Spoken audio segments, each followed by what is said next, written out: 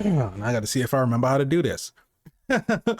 What's up, everybody? Welcome back to another episode of All Things Super. I am one of your hosts, Spider, and we are back for 2024. It is me and the one and only Mr. VIP, Frankie Washington. How are you doing today, sir? I am infinitely awesome for 2024. I am ready for it. I am ready for it. All of it. It has been All a minute. It's been a while. 365 days of it. Oh, it's a favorite part of your day. If you click this link, you know what you got into. And for those who are new, welcome. You're in for a world of surprise. That is true. Well, yeah, hopefully we'll welcome in some new visitors, viewers, and listeners for 2024. Without a doubt. For those who don't know, it's the best part of your day. Watching this podcast. Whatever time of day that you're listening to this, or whatever time of day that you're watching it. You're welcome. The gift that keeps giving us. It's way past Christmas and we still giving out gifts. That it is. That it is. But if you don't know what it is, and this is your first time joining us, again, welcome. But this is All Things Super, where every week, or at least we try to make it every week, we take a piece of superpowered movie, TV shows, even trailers. We watch them, we react to them, we break them down, we review them, and we ask the question, is it super? Is it? Is it? Was it? We'll Could see. it have possibly have been? It could possibly have been. Maybe. Sometimes we'll find out. But if you like that, go ahead, subscribe to the channel, hit the bell so you can be notified when we have new episodes that come out. If you want the audio version of the podcast, just search for All Things Super on your favorite podcast streaming platform. And if you want to follow us on social media, got to knock off the ring rust, just click the link in the description below. Seven said he was trying to turn your microphone off. But I told Can we leave Seven behind in 2023? Not bring him into 2024? It's a new year. No, that's why I say leave him behind. We don't need to bring him into 2024. They clicked the thumbnail, so they want to see what's going on with. You know you can't do that because your microphone don't pick it up. Yeah, we need new microphones for the new year. Echo. Yeah, so we I need are to going put to be the hand talking about over Echo. my face. I mean, That's how she was in the comics, which surprisingly was not nowhere in the show. Yeah. The only time they referenced it was when they were going through the whole flashback scenes of Hawkeye when her father died. That bloody little finger. Well, that was a finger. Well, it was a couple fingers. It was a couple fingers in like the top of the palm.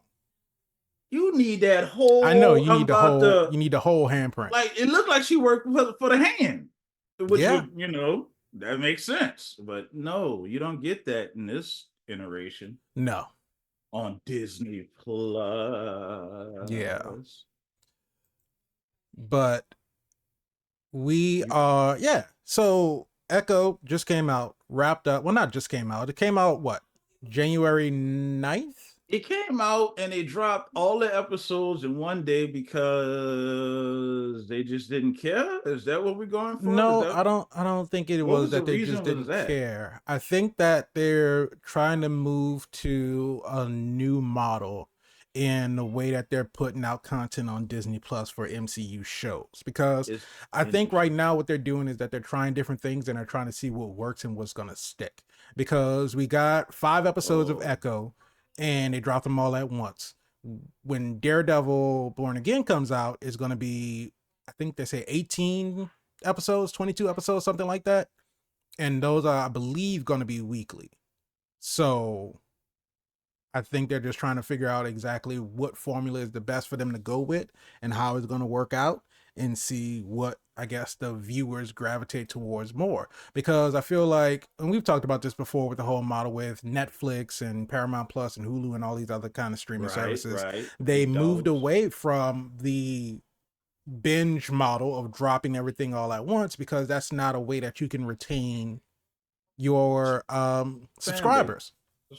Because if you are dropping everything all at once, you have somebody that, like, say for example, what's one of the big shows on Netflix?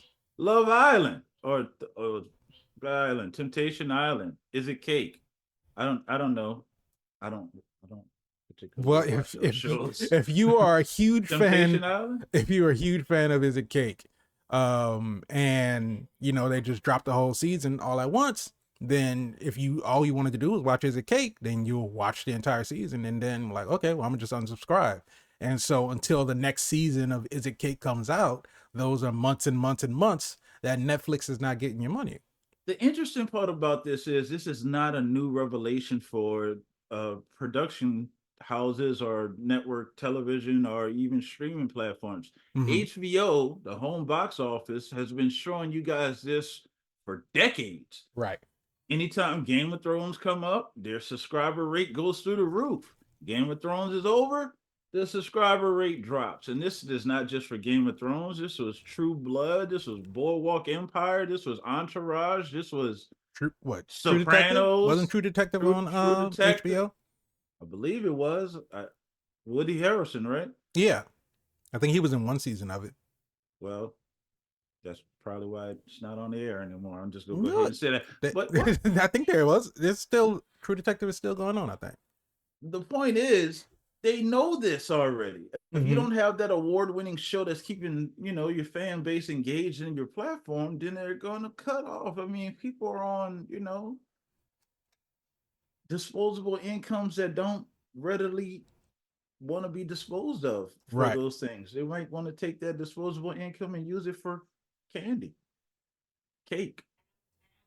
Is it cake? Fake cake or not? It could not be, could be real cake. Could be something else. It could not be cake at all.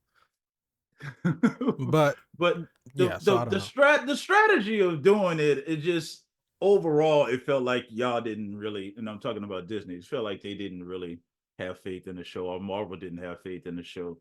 And after watching it, we'll get into whether it was super or not. But I don't know if that was a good model to jump on to say, yeah, let's just drop it all in one day and move on. We ain't got time for this. We're trying to do Deadpool and Daredevil. But I mean, I feel like since it was just 5 episodes, they could have just. But it wasn't supposed to be 5. It's supposed to be 6. So what happened in the 6th episode? They ran out of money. Yeah, I recently discovered that they ran out of money. How does Marvel run out of money? They didn't run out of money. They cut the money. Oh, okay. That's something completely different. They cut the money to use elsewhere, probably for CGI for somebody else, which I don't understand that either, because I'm pretty sure when they were coming together with the idea to do an Echo show that nobody asked for, which I'm not upset about after watching it, I'm pretty sure there was a budget that was set aside for it. You would think. So how did they go back and say, you know what? Nah, but this is what I heard.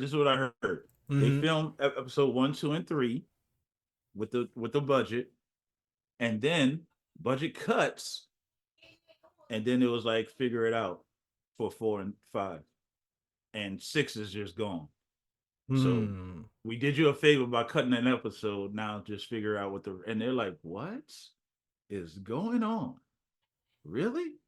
Because you see episodes, and we're not doing a whole episode by episode breakdown on this one because we dropped it all at once. We're gonna review it all at once.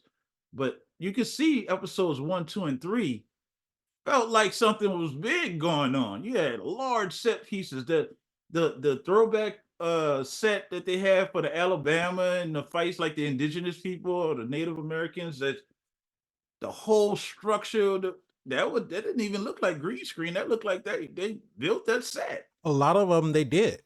Like maybe for the wide shots, like the establishing shots of them, like, you know, flying over or whatever, having those were like CG modeled, you know, wide shots. But for the most part, everything was built practically. And those long shots, everybody's gonna be infants, you know, these long takes now. You hide that, you make it look a little fight scene when I broke bad. Yeah. That was a top-notch action scene. Yeah. That was a pretty good scene. I know that was an expensive one, because they had a little CGI in there too when the cup breaks, and you know the guy, I guess he got shot and the cup broke, and Maya snapping necks, and She learned that from Wanda, I guess. She's never even met Wanda. Yeah, you're right. And nobody knows that Wanda snapped Professor X's neck. That was in his mind. He know. He don't know nothing now. He dead. Is he? In that universe, he is. One thing about Charles Xavier, he gonna pop up somewhere. He will pop up. I'm pretty certain. But and they gonna kill him. Yeah. But every time you pop up, I'm gonna kill you again. So back in September. Hold on, Spider. What's up? Okay, I'm finished. Back in September, the rumor was that it would drop down from 6 episodes to 5 was because of pacing issues. Pacing? Yes. No. All right. I guess we go get into it then. So yeah, let's go get into it. But for the people that don't know Echo, she's not that old of a character. It's like, a Captain America, Thor, or Iron Man. I think she was either 2000 or 1999. She appeared on the screen. Apparently they dropped her in the comics. She did not get a warm reception because people as Native Americans are, it's a touchy type of situation. I mean, we all know what happened to you. Almost eliminated a whole culture of people. That's not something that can be ignored. So things need to be handled delicately with kid gloves. In that regard, I think they did a phenomenal job with this show. I understand that they involved the tribe of Indians. I don't want to mispronounce the tribe or say the wrong tribe, but I know they involved them and got them heavily involved, as in sharing the script. And it was a Choctaw tribe. See, I would have did that. So they just got to take a second and just make sure you say it right.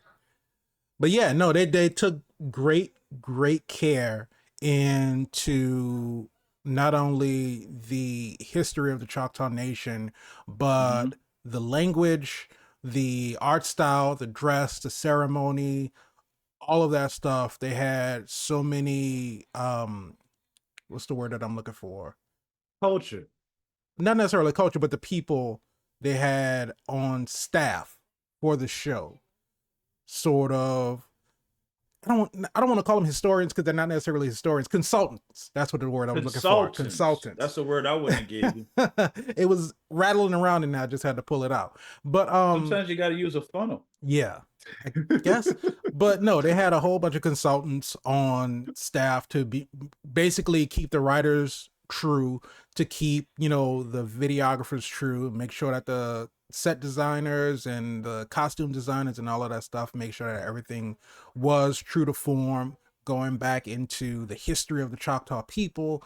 And so I do really appreciate them going through and taking that much care and going through that much effort to make sure that that this representation was accurate. Because I know for me, I would hate to see if something was represented and it was supposed to be like historically accurate, because they could have easily, even though that's not the way that the comics is, but they could have easily, just made up, a nation to not. I don't think you can. I don't think you can in this day and age. I don't think you can in this culture. I think if you don't do the due diligence and research, especially when you had movies like Black Panther come along, and even though they didn't specifically single out one tribe. Yeah, but that's what I was saying. Like, you have something like Wakanda, which is a made up nation, but they're different tribes of Wakanda. They take from different African tribes. The languages they take from different African languages. So you can make up a Native American tribe and kind of pull from, different ones. So you're not, I don't want to say offend, but if you go into a history of that nation, and I use air quotes as nation, as this would be a fictional nation, then you creating your own history for that nation so as to not incorrectly attribute, a historical fact to a tribe that's, that it doesn't apply to. So, I mean, they did the same thing for Talokan for Namor. Yeah. I mean, Talokan doesn't exist, and it's based off of half Atlantis and half Mayan, and they kind of merged them together, and you got Kukulkan. But I think that's the way to do it. I think you can't not phone it in and have your movie be taken, or even your TV show be taken in the same regard as something. Put it like this: if you don't do it, you missing a huge step that can easily be outdone or classed by anybody else that take the time to do the research and put it in their project. Yeah. So I appreciate them doing that. Yeah, absolutely, 100%. Even though, as an audience member, I did not 100% understand all of it, and that's okay. And it may not have been for me to understand. In which aspect, I guess, where did it leave you wanting more explanation? Where did it lose you? When we open up on a spiral pool. Mm-hmm.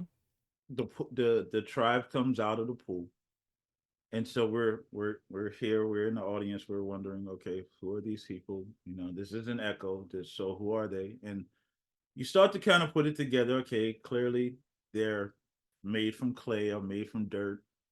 She's drinking the water. Does that gives her powers? It's because then she drink the water, then her hands start with the same circle spiral. Right. I got that. Okay. And then we're off of that because we're walking through the cave, and no, and we actually don't walk through the cave. Because the cave starts to cave in. Yeah. Horrible way to start a movie or a TV show, because I'm invested, and then you just kill them off. But you don't kill them off because they emerge from the ground. They emerge from the ground, which I'm pretty sure has some significance in culture or history. I'm pretty certain of that. So they emerge from the ground. They lose their clay. They went from naked to dress. I understand it's a TV show. You got to have people got clothes on. Right. But then they walk off into the forest because they walk off into the land because they're going to look for their home. The whole sequence, I think, could have been kind of explained. I just think it could have been to have some type of voiceover kind of narrating what's going on. That's what I would have needed, and because again, this is new for us. Yeah, you're bringing us into Echo's world. This is not the world that we know. Even if you've seen Echo in Hawkeye, or if you've seen Echo in anything else, you started me off this way, which is I'm not knowing what's going on, and then you're pulling that into the Echo story. Right. I don't have a problem with it, but I think you needed better context or an explanation to bring us along on this journey. That's all I'm saying. Yeah. I appreciate the heritage part. I appreciate the research that went into it and communicating with the tribe and getting the baseline for this. I just don't know if you executed the explanation well enough for me. No, I can agree with that. As an audience member. Because again, Echo is new. Right. We don't have the history with her like we do with the Captain America. We don't have the history with her like we do with Thor. We don't know her parents. We don't know her struggles, you know. We just know this chick from Hawkeye. Yeah, and speaking of with it being new, this is the first MCU property that we have under the Marvel Spotlight banner, which so with that, their explanation of what Marvel Spotlight is supposed to be is that it's more street level stories. So like your Defenders, your Daredevil, your Luke Cage, your Iron Fist, your Jessica Jones, your Punisher, now Echo, it doesn't go into the, you know, the cosmic or the space or the magical. This is something that's a little more grounded. Case, then explain the show. Because if we're going to talk about it, you know, we don't hold back on all things super. No. We say what it is, and that's what it is. Right. But no, you say what I say. Yeah, but no, you make a very good point, because the first time we see Maya kind of in episode 1 is back when she's a little girl, and she's in with her cousin Bonnie. They're in a tent with shadow puppets and everything. And I feel like after that opening scene of the origin of the Choctaw people, we could have easily had, because her mom and her dad and her grandparents were sitting around the fire, it could have easily just been narrated by her grandmother and just telling her the story, telling Maya and Bonnie the story while they're sitting around a campfire. Let me tell you your stories about your ancestors. Right. Or the stories that were passed down in the echo, because a passing of the story can easily be an echo-ish type of thing. Mm-hmm. Because that's how the history stays alive. Right. It's a continuation of a story being told by, I mean, come on. Just when you do an echo, you say something and then it travels. You hear it in the distance. You hear it repeated. It's an echo. Right. I'm with you 100%. Getting too wild. I'm trying to figure out how we know this and they don't know this. What is going on? They really wanted Maya and Bonnie to be in the tent making shadow puppets for some reason, because that was very important. But they could have still did that. They could have had the story time around the fire, and then like, okay, well, you kids go play, and then they go in the tent and make shadow puppets. It makes sense to me. You lose nothing with that explanation. No, you still setting up your series to be exactly what it needs to be. Right. But now we understand what's going on, and we may have gotten at least a little bit more of an explanation as to what the abilities of Echo are in this show, because they're drastically different from her abilities in the comics. And so even then, wait, let me drop this for the people that don't know. So in a world of superheroes, there's only a certain level of skill sets. That's why a lot of characters might have the same skill set. Echo has the same skill set as Taskmaster. Right. So what is that? So Taskmaster has the ability to mimic reflexive everything. Memory or something like that? Yes. He can mimic anything he sees. His drawback is every time he acquires a new skill, he loses the memory of something that's personal to him, like his family or, the personal stuff, to acquire that new combat ability to take on a new foe. So it's really, they really had an opportunity to make Taskmaster really something, and I just don't understand why they made it what they made it in Black Widow. But we talked about this, Spider, just like directors and producers and people that's running these shows don't reference the old material, which is so funny that that's the truth, because Kevin Feige, known for bringing comics to actors so they can understand their characters better, is one of his defining traits. So how can you have an executive producer not do the research on the character themselves? It's really like a slap in the face, a power slap in the face that makes your ear echo. What'd you say, Stephen? What? Here's the thing. Since you brought up the spotlight, right? You said the spotlight is supposed to be for grounded heroes like Shang-Chi and Echo, Daredevil, now even Spider-Man, because he's ground level again since the events of No Way Home. Right. Why do we have powers then? Well, when I said not necessarily about the powers, it's not in the sense of you're having to deal with like this Avengers level threat, right? Because of course the question always is, well, if this person is here, where's the rest of them? Where the rest of the superheroes? Where's Bucky? Where's Captain America? But we don't have that problem because we're not in New York. I thought they was genius about taking her out of New York. She's going home. She's going home because we really don't know. Because the flashback ends with 5 months later, even though we see when she went to New York and they show the Hawkeye stuff, so we know what happened. Right. And that's good, because anybody that didn't watch Hawkeye can understand what happened without having to do that homework. Well, we're now going back home and we don't know because she's wounded? No. When did that happen? No. What happened was when did she get wounded? Because I know she was losing a lot of blood. But I'm trying to remember. Because we saw her.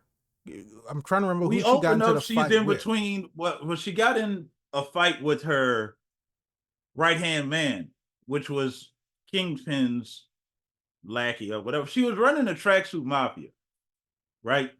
So the right-hand man was a kid with the curly hair. I forget his name, from Hawkeye. Yeah. And they had a fight with him, but you're not going to survive a 5-month stab wound. No, and they never showed him stabbing no, her. because I don't think he was the one that stabbed her. So where'd she get stabbed from? That's what So I'm now trying to your remember. audience is confused. Now we know she's stabbed. We know her from the last time we saw her, but why is she injured? Okay, so is it a mission that went bad? What was she doing? We understand she's sewing herself up with dental floss, which I'm thinking if you use the mint dental floss, you have a nice, fresh, minty wound. I mean, I don't know about all of that, but I'm sure it's infected. But she did go to not a veterinarian, which normally is a trope that you go to a veterinarian. She went to mortician. Who'd you go to?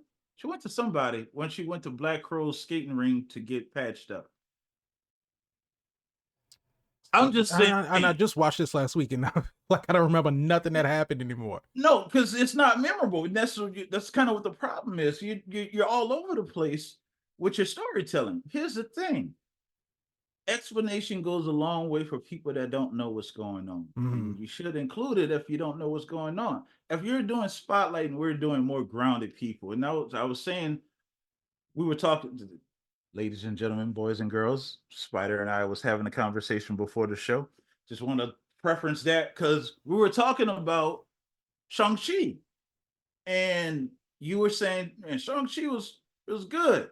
Yeah. We didn't say it was super or not, and we could probably review the show if you want to, but I'm going to throw a spoiler out here before we review it. I think, didn't we review Shang-Chi? We might have. I'm pretty sure we did. We could have. I know we talked about it when we did our phase 4. Did we say it was super? I think, if I remember correctly, I did. You may have not. Because, yeah, that sounds accurate. Because I remember the movie was good, and I was saying, and I remember in my whole like overview of it, I liked everything up until we got to the final battle in Kamei. Yeah. It's like even because I don't want to say entirely when we were in Ta Lo, because all the little training montages that Shang-Chi was doing and Katie kind of like figuring out who she was and finding her purpose and stuff like that. I liked all of that. It's just that when, you know, the dragon comes out and is fighting the other dragon, sapsucker, whatever they called it, you know, that's the part that threw, like, you didn't need, okay, it sounds real racist. It's racist. I mean, you know, it didn't need a dragon. We should have had the fight that was meant to have, which was Shang-Chi versus his father. Right. And if we only had 5 rings on each side, which we did, but if we only had 5, there's so much to unpack in that relationship. He lost his wife. His son could have been killed as well, but his son survived. And so now his son has survivor's remorse. Right. His father is saying, you're weak. You let these guys come in here and take her from me. And you did nothing. He trained him to be heartless, a cold assassin. And he successfully did it. Shang-Chi went on his first mission and murdered a man. And it was too much. He left. He ran away from home.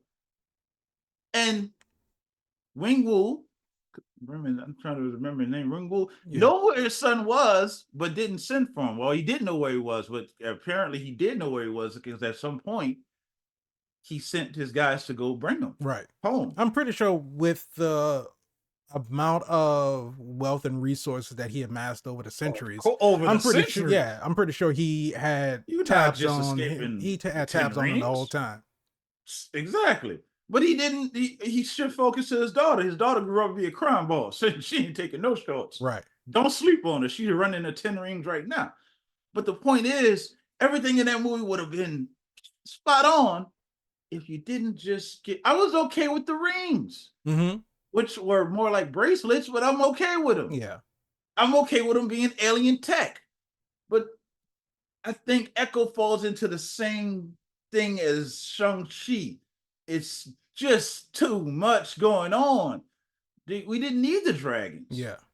And when it comes back to Echo, I really kind of feel like that with her powers. She was already a badass. She'd been a badass. When she was introduced in Hawkeye, she was a badass. Right. And she was, She got the odds stacked up against her. You see this young lady, she's deaf, she was hearing impaired. Mm-hmm. She got a prosthetic leg. Mm-hmm. Man, come on. Never once has she complained about her situation or the fact that she had a disability. She's, in fact, she used it against people who discredit her or try to feel as though she has these handicaps and she'll be taken lightly. Oh, she makes you regret that decision immediately almost. Oh, absolutely. But not in this. We got to have sparkle hands in this. We got to have jazz hands. And I think it hurt the show. I agree with that, especially with the final episode, because we get through the entire, I won't say the entire show, but we get through most of the show and the powers or the abilities aren't a main focus. We see them pop up from time to time.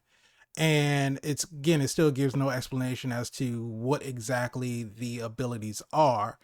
But well, you can't say that because in episode 4, you see her mom heal the bird. Yeah.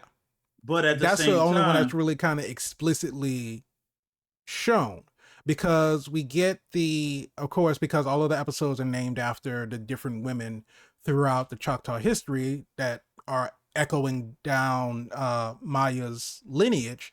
And so we get Chafa, who was the first Choctaw Native American. And so we see that she's the first one to have the swirls in her hands, but we don't really see what she does with them. And then we get Loak, who was the one I was playing stickball. And so we see her, she's playing the game, she's getting frustrated because they're getting beat. They get into like a scrum type situation. Her hands start to glow and she just pops out and she's able to score. So we still don't know exactly what the abilities are. And then Tuklo, who is the one that was like back in the Old West with the I forget what the group was called, but it was like the Native American cowboys, and they were like justice riders and going after like villains and all this other kind of stuff. And so we see her, and she's like a sharpshooter. She's a crack shot, you know. And so, but we don't even see. But she was trained for that. That wasn't the abilities. Her father trained her. Yeah. And so we can't say, you know, your hands glowing and that releases your aim ability. And for that one, I don't think we even saw her hands glow at any point. We saw that she knew that something was kind of wrong when her dad was getting ambushed, but I don't think we saw her hands glow at any point. And like you said, the only one we really saw that was like, this is what these powers are, was watching her mom heal the bird. And going into, you know what it reminds me of? When Captain Marvel stood up in that montage scene in the first Captain Marvel. Yeah. When she stood up and they just showed her standing up at these different points in her life with no context to it. It kind of felt like that. At the end, when she's doing the whole little thing. Yeah, and she's like cycling through all of them. I think that hurt this show. Yeah. Because I thought the shot was, I thought it was a cool visual of what they were trying to do, but in the grand scheme of things, no, I definitely agree with you that the whole power ending part of it really hurt the show. And then her being able to give it to her grandmother and her cousin, it was like, when was that ever established that she could just allow them to have temporary powers? Did they though, or did they just fight back? No, their hands were glowing too. This is true. So... And it's kind of like Thor when he gave all this ability just for a little while to the kids. But I mean, at least he explained what he was doing when he did it, so it made a little bit more sense. Here's what I would have loved: if Maya's mom was alive. Right. This is not the flashback. This is just what happened. Well, you know, Disney loves killing parents. Oh yeah, the parents are always the issue. But show us Maya's mom and her mom, which is Maya's grandmother, having conversations about this. Right. The power. If the power has to be there, have them having conversations about this, and two things can happen. Same like Kamala Khan's parents. I don't want you to have this bangle. I don't know why you don't want me to have the bangle, but it's it was tied to something emotional between Kamala's mom and her mom. We don't explore that until she goes back to where'd they go? India? When she went back home, they had that conversation. So you got that. You got the understanding of why you didn't want Kamala to have the bingo, because you were so upset with your mom. You didn't want her to have anything to do with you, really. So that makes sense. You explained it. But with this transition between the generations, there was no passing of the torch. There was no echoing. Where was the echo? How do we know? How do these connect? You just have this woman at this point in time. You have this woman at this point in time. You have this woman at this point in time. And it was like, it wasn't like a succession of time periods. It was like complete jumps.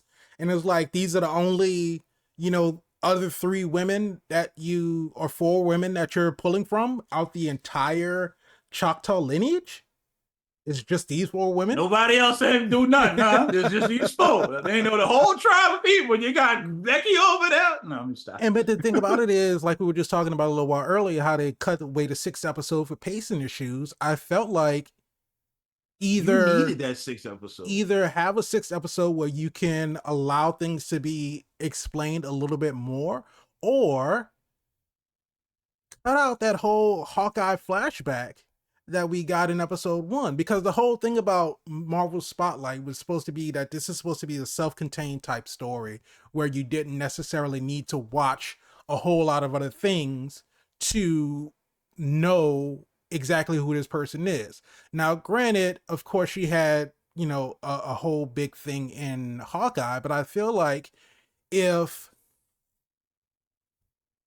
there are some parts of those that could have been cut down, because the main crux of the whole Hawkeye thing was her father was killed. She ended up seeing her father killed, and she saw that it was done by Ronin. Ronin turns out to be Hawkeye. We see the explanation that Hawkeye gives her, that Fisk gave me the call, or Fisk was the one that called me to bring me here. And so Maya felt betrayed. And of course, she shoots Fisk in the eye. And however, I feel like that could have been like a cold open type thing, like even before the beginning part of the history of the Choctaw people. That could have just been like right at the beginning of episode 1, like, this is what you need to know, this is what happened. And you take that and then you bring all of that into the rest of your story. And I feel like that was really all they need. We could have went through the whole thing of, Maya getting into, Fisk's whole crime empire and all this other kind of stuff, because we still get, after we get all of that stuff in the first episode, and I look back at the first episode where you were talking about the whole 5 months later thing, we don't see who stabbed her. We just know that was 5 months after she shot Kingpin, and she got stabbed some kind of way. We don't know what happened. Okay, so let's address the elephant that's in the room, right? In the Hawkeye series, Maya shoots Kingpin in the face, point blank range. I don't know if they know how guns work, but if you shoot somebody in the face, they don't normally survive that. But it's a superhero movie. It's a comic book story. It's a very rare occasion. But in the comics, Fisk actually got shot in both eyes. And survived. It's called a double tap. So I mean, I know they were taken from that specific run. So of course, him getting shot. Because I mean, even in that episode of Hawkeye, we saw Fisk get hit by a car. We saw him get blown up. We saw him rip a car door off the side of the car. Exactly. And so then he gets shot in the eye, and of course he still lives. So clearly he has some type of super soldier serum somewhere in something. There's no way that you can explain that. He doesn't though. Fisk is never. He's never, at least from everything that I know about Wilson Fisk, it's never been confirmed for him to have any superpowers. Like he's super strong. Spider-Man, he's super durable, but he doesn't into the Spider-Verse. Yeah, no, he with his bare hand. Yeah, he crushes him. Well, and I mean, that's not a normal human thing. But the thing about it is, Peter was kind of already crushed under the rubble, so he was a bit injured already.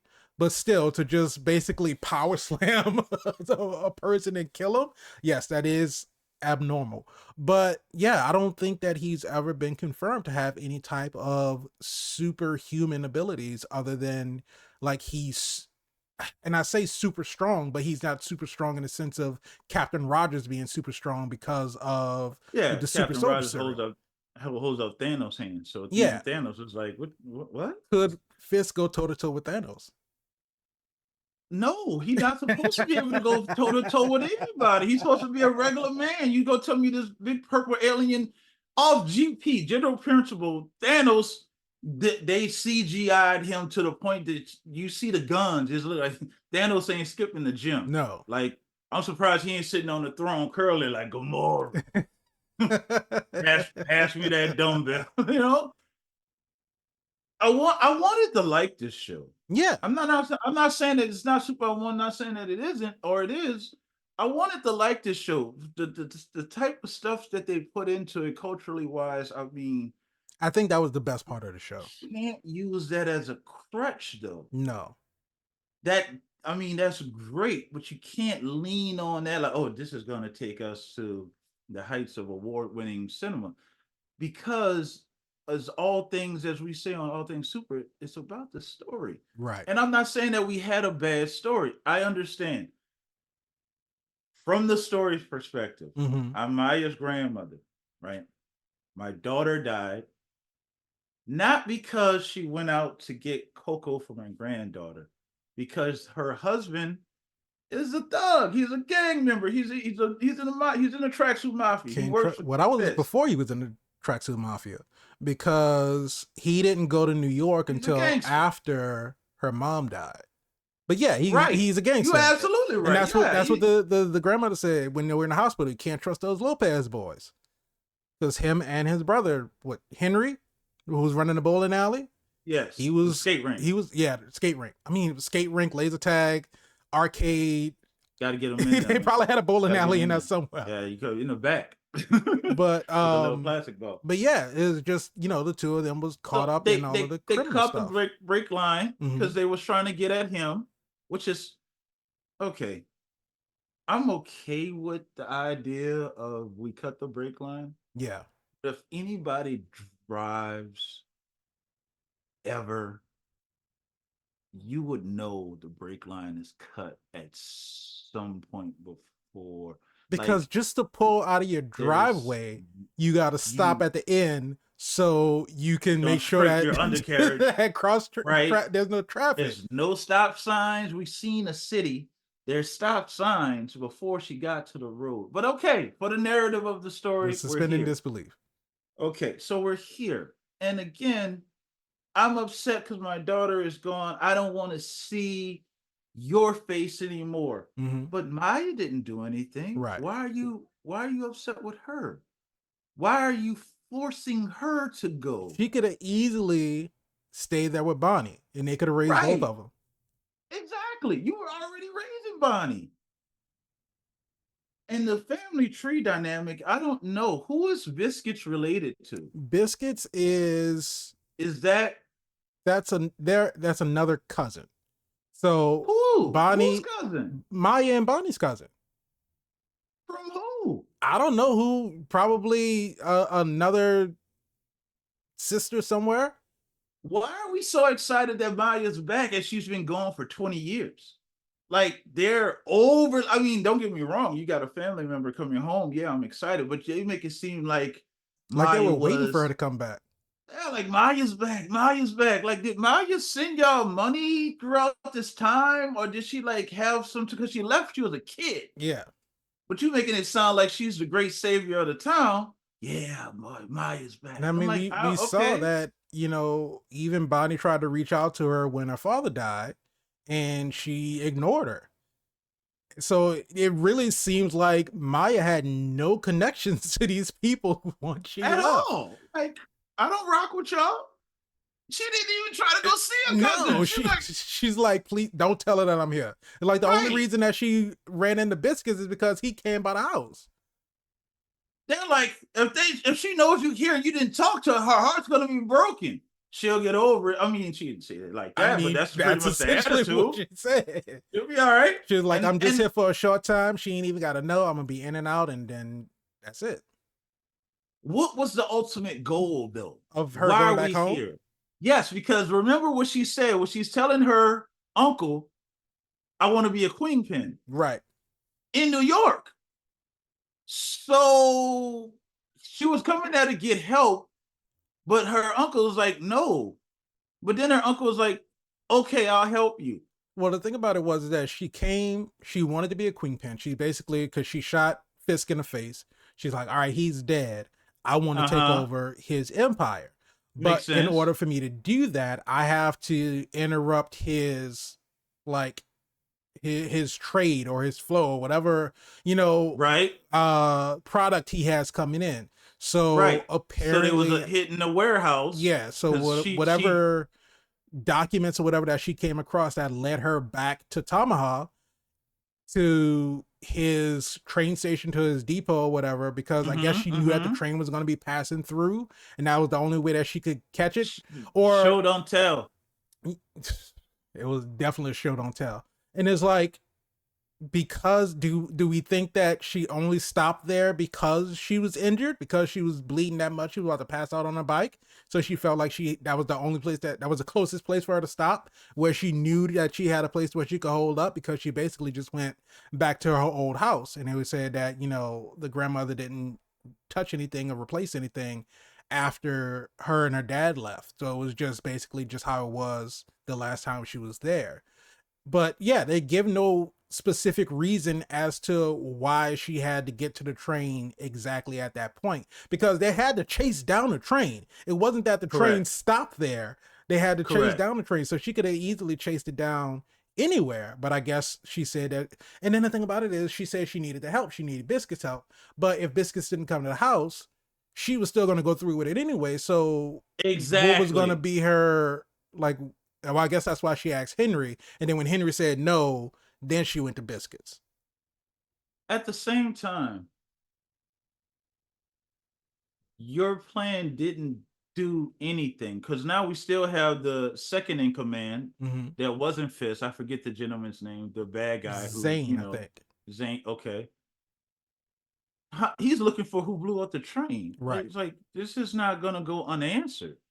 Well, it's not that they blew up the train. Whatever cargo that Fisk had in it, once they got it off the train and they opened it, then it blew up. So it blew up his warehouse in New York. Was it in New York or was it in Tomahawk? No, it was in New York.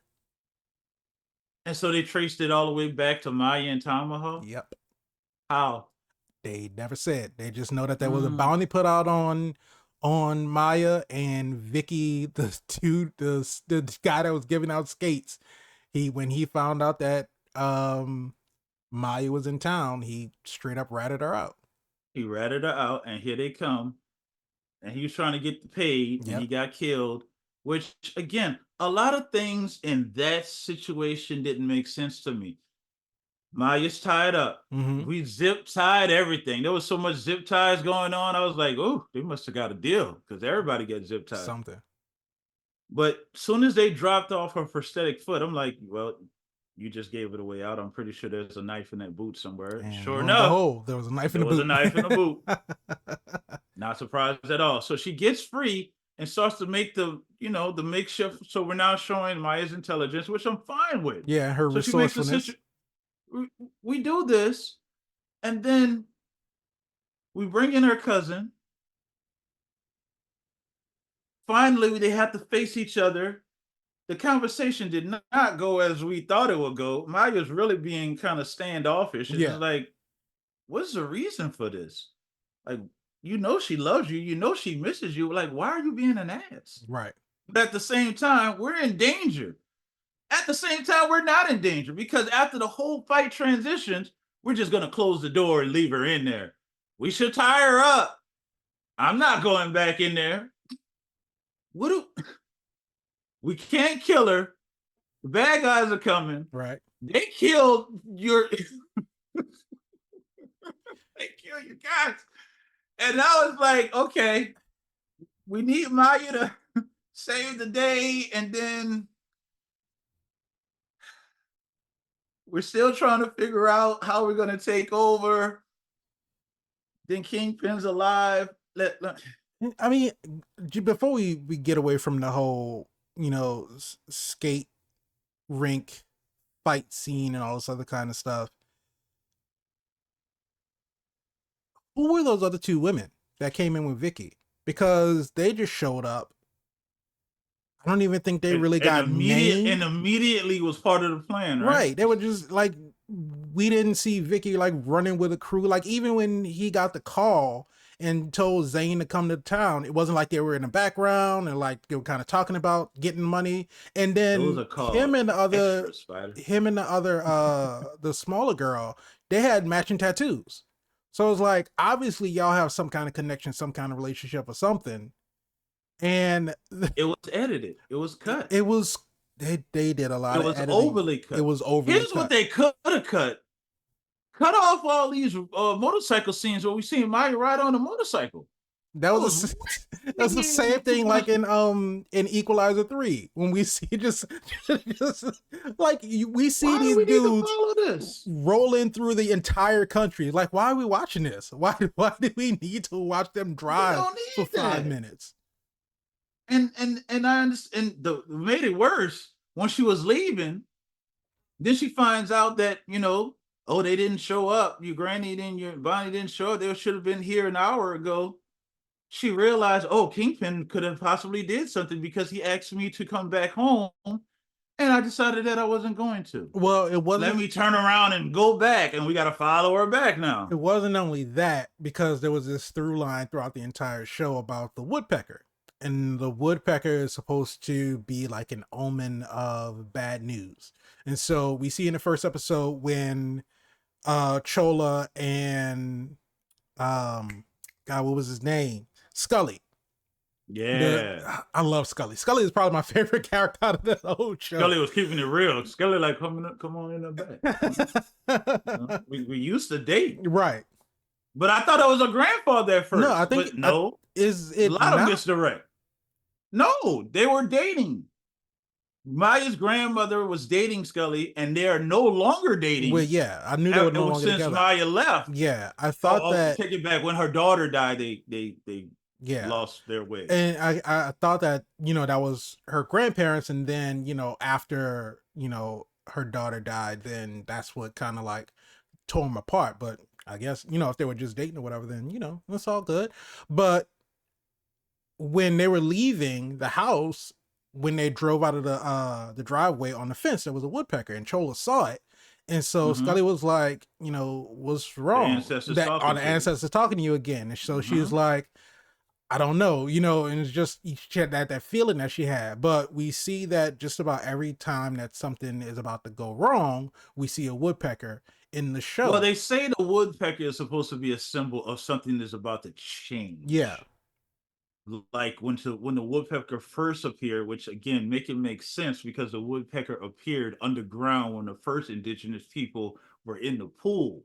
When she stuck her hand in there, how did the woodpecker come underground? I don't know. But in a tunnel somewhere, I guess.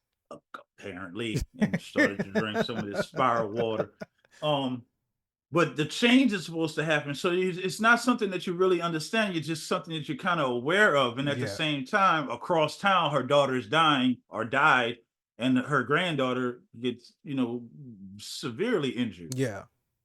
But we also see that the woodpecker shows up. Maya is kind of like standing by the lake and just kind of contemplating what's going on and all this other kind of stuff. She's thinking about her family and everything. She looks up in the tree. She sees the woodpecker. And next thing you know, she's got chloroformed and getting kidnapped. So that's how hey, you leave your lungs out there, people can run up on you and chloroform you at any point in time. Don't know how you got where you got to. I didn't know you were there, but since you're here, let me chloroform you. Right. And who had the bright idea to hang the girl upside down by her legs? That seems so unnecessary. Like, and she wasn't there to be like sacrifice to the gods or anything like that. Like, immediately she comes to the prosthetic leg falls and she hits the made sense. They could have easily because they ended up tying her up in the back anyway. They could have just started off with that. She's already knocked out. Why? Like, everybody here knows me. They're happy that she came out. You didn't know she had a prosthetic leg? Who's doing this? Well, they didn't know that she had a knife in the boot. That's understandable. Because they don't really know what, they just know that she's been gone. They don't really know what she's been up to while she's been gone. They just know she's been gone. But the thing about it is, like, how much extra effort does it take to have somebody, because she's knocked out, it's dead weight, right? To tie her up by her feet and then have to hoist her up to where she's hanging upside down. And not only was she hanging upside down, but she was hanging upside down by the disco ball. So what other harness or hinge or whatever they have in the ceiling, did they drill a pulley system? They drilled a pulley system into the ceiling just so they can hang her upside down. Make it make sense. I don't know, man. Man. Okay, something else, and I just got to bring this up, Spider. Mm-hmm. I understand that her prosthetic leg got broken in one of the fight scenes, right? Well, no, it got broken in the train. It got coupled into it got smashed in the coupling of the train, which I knew something was going to happen because they focused on the coupling moving in and out way too long. So I'm like, all right, well, something about to happen with this. There's a lot of shots that they did way too long. The walk that she walked in with the festival, it was way too long. Yeah. It was way too long. It's like, okay, she has a new, because it's Disney, it's Marvel. You're gonna get a suit upgrade. Yeah, you gotta get a suit. You gotta get a suit. But there was nothing saying that Maya's grandmother was a seamstress nowhere before. But they did. She did go back and got her sewing machine. They did say, because they were talking about the layout of the powwow, and she was talking to the guy who ends up being the announcer or whatever, and the woman who was sitting at the table was like, oh, well, Chola, this is, where your booth could go. And so Chola kind of looked at her, and the guy was like, well, Chola shut down her shop. She hasn't had a shop for years. So I think what it was is that she was a seamstress before her daughter died. But again, like you said, tell me, don't show me. Well, show me, don't tell me. Don't tell me. Yeah. And so they basically were like, oh, well, yeah, she hasn't had a shop for years. But we didn't know at that point that exactly that's what she was doing. We don't you could have opened up with her in the shop sewing how much joy that brings her, which is a setting that they could have been talking about these swirly hands, which would have gave your story more context. Right. But I say she got the prosthetic leg replacement, and I understand, again, the symbolism is supposed to mean something, but it doesn't mean anything to us as an audience because you haven't given us context about, and I understand this is the woodpecker and it's supposed to be something, and now she's riding with the upgrade. She didn't even like it. She's like, I'll just cover it with my pants, which again, it's there. Yeah. How much significance does it impact the story? I mean, little to none. Then why are we doing it? Even though she said that, she was going to just cover it up with her pants anyway, and then she ultimately doesn't do that. She actually has it out to where you can see it. In most of the shots, not in the fight scenes. Well, no, what I'm saying is that in most of the shots, you don't really get to see it. The only time you really see it is when she's on the motorcycle, or if she's just kind of standing around. In most of the shots, it's you don't really see it, and so you kind of forget that it's even there about it up until you see it again. Or oh yeah, she got the the thing on her leg. But give me a prosthetic that can do something. Let's see you use that knife. You never seen her kick somebody with that knife in play. No. That would have been nice, especially in the beginning when she first started going into, or show us the upgrade that she's thinking about putting the knife in there. And let's see her use it in some of her missions, because they did a montage when she became, Fisk, Kingpin's henchman, or a mercenary or assassin or whatever title you want to give her. Because you could have seen her upgrading her skills, and she could have had a whole gun in there. The calf part, you could have had a little trap door, grab you a little 35 or a 22, it's just and you know you never take that prosthetic for granted. You know, if she got that prosthetic, she didn't need the powers. She was already BA. I think they lost a lot of storytelling when they went that route. I think the background or the flashbacks with the indigenous women, great. If you want to say that, give them more context of what this Echo is supposed to be. Right. We don't see the Echo in the show. And it's just disheartening. Yeah. You know who a good job they did?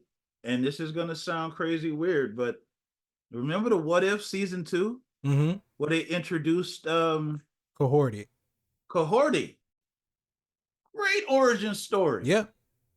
Great origin. She's spiritual. She has power. She's, you see how she discovered her powers. You understood her village and her tribe and, the relationships inside the village and the tribe. And then having her fight for her people, she stuck to the queen in her house. Right. And it's like, look, stop coming at my people or there will be consequences. And she's like, I'm the queen. And she like, bump that noise. Here's like, your throne. Don't worry about it. And then, so the queen had to humble herself. Right. And then you get the introduction of Doctor Strange. Well, Evil Strange. Or, Strange Supreme. Whatever, for Strange Supreme. Yeah.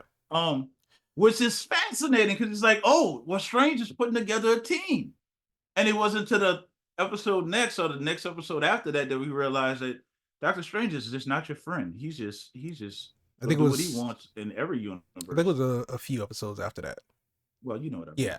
But no, in watching that episode and how, going into it, just like they did with Echo, they did the same thing with Cohorty's episode. And that with the Mohawk Nation, they made sure that the language was accurate. They made sure that, they went into the history of the nation and incorporated that into the story. But like you're saying, you have 40-minute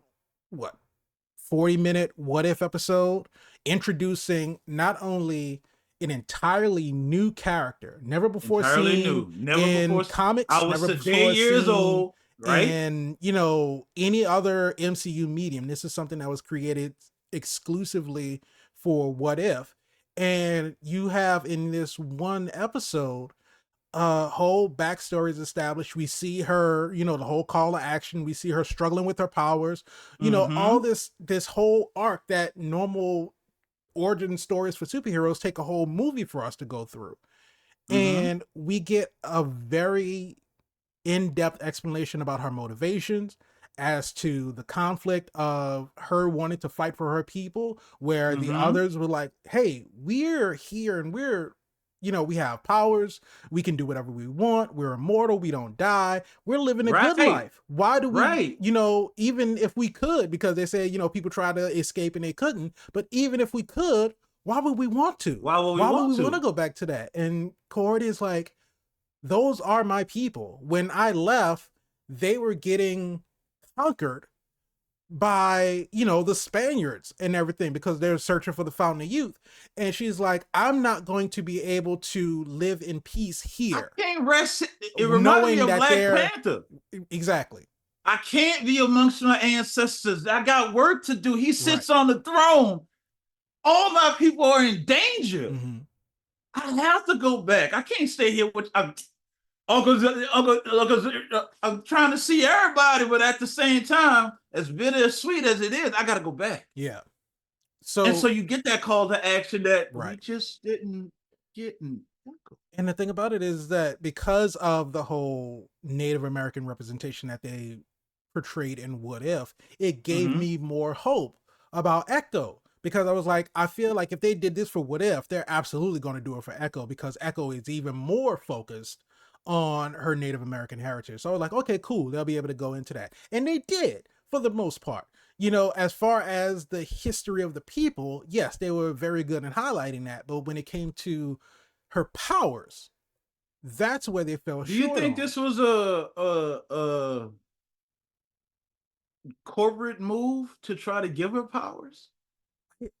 You know, and then there was honestly, I no don't know. struggle with the learning of the powers anyway. Like you immediately know that this is what, because you seen your mama do it, Right. but you know, But you is don't know this it? Is this exactly, is you don't know what to focus on, you don't know what to I think could do that. about. I could do this all day. And okay, so the one thing, and I know we're running a little bit long, the one thing we haven't really talked about is the kingpin of it all. So he's back alive. He finds out that, you know, Maya is the one that, you know, wrecked his shipment or whatever. Zane is about to kill her. Zane is about to kill her and Henry. And all of a sudden, Kingpin just knows this and calls at the right exact time to stop her from being shot. And so he calls out like, look, hey, let her go. And so she goes home and he's there waiting for her. And of course, she's shocked because she doesn't know that he's alive. And they grab her and they drop this contact lens in her eye. So I love this. She can see, it's a ASL translator. So she can see Fisk he speaks and it signs for him. And then when she signs, he has an earpiece in his ear that translates. Now, I don't know exactly how that works. I guess he has a contact too. Shut up and take my money. If Disney invented that, that is remarkable tech. And I've never thought of something like that. And they just, the practicality of it. And the thing I want to adopt it to movies for all the hearing impaired people. It would be stuff like that. Yeah. That makes the show phenomenal. Right. That's something that's real innovative. There's like, as of right now, there's like speech, like instant translation for some type of like earbud devices. Like, say for example, you go to Japan and you set your device to English. With the person is speaking to you, you can understand what they're saying in English because it translates. But it's like, it's only a one-way thing. Right. Unless they had it too, you wouldn't be able to communicate back to them. Right. Unless you know Japanese. But so I'm assuming that Fisk had like another contact lens in his this eye, because this one got shot out. But the interesting part about it is, let's just say it was muzzled and you didn't get the bullet to the face. Right. Because you got scarring here. So you had to get a flash. When she do her little healing energy, this scar doesn't leave. Well, then the thing about it is she didn't heal the scar. She was supposedly healing his trauma. Because the thing about it is, I don't know if that happened. I don't know if it happened either. But then again, it's like what you were saying, how would she know how to do that? She saw her mom heal a wounded bird. Also, Maya, as a little kid, using the slingshot and hit the bird out of the tree. I was like, that's fucked up. Very much so. Very much so. When she is not a good person. When she did, I was like, why? And then she was like, oh, I wanted to see if I could hit it. And I'm like, that's not a reason to slingshot a rock at a bird. And so we see her mom heal the injured bird, but it's not like the mom was healing the bird's emotional issues or anything like that. So how do you know that you can do that and you can just go into his mind and stop him, you know? Maybe that's what it was. He was trying to make sure the bird didn't hold a grudge and come back and peck Maya. Like, look, my daughter didn't mean it. she didn't mean it. It was an accident. Please don't peck my child. Sticks and stones. It was a stone. Oh, that's horrible. But horrible, man. So we have no idea how she knew or even why she felt that was the right course of action, or if it would work, because we see that, you know, and this is kind of removed from, because I mean, it's similar to the story that he had in Daredevil, because we saw in Daredevil that, you know, he did kill his father with a hammer. It was a different hammer. And we saw him like his whole thing was that he was staring at the wall, and that was allowing him to like tune out the abuse that his father was dealing to his mother. But then, and again, in Echo, it's a different wall. So of course there are some differences in the backstory going from, you know, the Daredevil series and all of the other Netflix shows into where we are in the MCU now. But it's a multiverse, so this could possibly not even be the same Kingpin. It's very true. So we see that he's still kind of resistant, because she's like, you can let this go. And he's like, no, I can't. So he's still holding on to that hate. But the whole thing about it, what I do appreciate is when Maya comes to the realization that he doesn't really care about her, because she told him, she was like, you didn't even bother to learn how to sign for me. Whereas her entire family, even though she's been gone 20 years, her entire family still knows how to sign. Like everybody that she talks to in Tomahawk knows how to sign to her. But Fisk, who tells her that he loves her, wants to be her uncle, is like he knows some basic words, but he always had the interpreter with him. This is also true. I mean, real fucked up was that every single interpreter that he had, every time they finish a day, you could go. How many interpreters did he go through? They only showed the one, but there were 3, because we see a different one every time, but we only see him kill that one, and then so we see then we figure, that's why there was a different one every time, because every time they finish a conversation, he has them killed. Because he says we're the only ones that we could trust, but at the same time, it's like that's an odd thing to say when there's another person in the room. Right? Well, she's on payroll. Maybe y'all can. Okay, that makes sense now. You hear her in the hallway. She's like, I wouldn't tell anybody. I swear, I'm not going to talk to anybody. But the thing about it is, like, if that's the situation, wouldn't that or shouldn't that make Fisk more inclined to want to learn how to sign? To eliminate that middleman, because if you're saying, but we're the only 2 people who great technology, then I don't know, but it just goes to show technology. It just goes to show how much disregard Wilson Fisk has for a human life. True. He's punching ice cream vendors just because. Well, I mean, the ice cream vendor was an asshole. To a point that he had to die? I'm not saying he had to die. The man to, I don't know if he's dead, but he's definitely ain't serving ice cream the next day. No. I know that. He needs to take a couple of days off. He's definitely brutalized. And then Maya comes and she kicks him too. So it's like, okay, well, Maya's a little asshole. Here's the thing. If you're a street vendor, Disney is not the place for you. Ask Pizza Papa, Right. The man was trying to make a nice living, people stealing his food, right. Now he's punching himself. Punch himself for 2 weeks. Yeah. That ain't right. No, it's not. But not even that. What's the hot dog guy? I think the hot dog guy got his hot dog stolen. No, Spider-Man paid for that. He slingshot some money. Oh, well, yeah, when I was Into the Spider-Verse. Listen. Or Across the Spider-Verse, I want Echo. You had the opportunity, Disney, Marvel, to let this ground level street villain, because she's not really a hero, she's more like an anti-hero. Yeah, and I mean that kind of falls into like anti-hero. Punisher. She's like an anti-villain. Yeah, because I mean she didn't really save anybody. Well, I mean she saved her family. But as far as were they really in danger? They only became in danger because she came to the town. Yeah, it would have been just fine if she never showed up, and we still don't know exactly why she showed up. Right? No, you're right. You're right.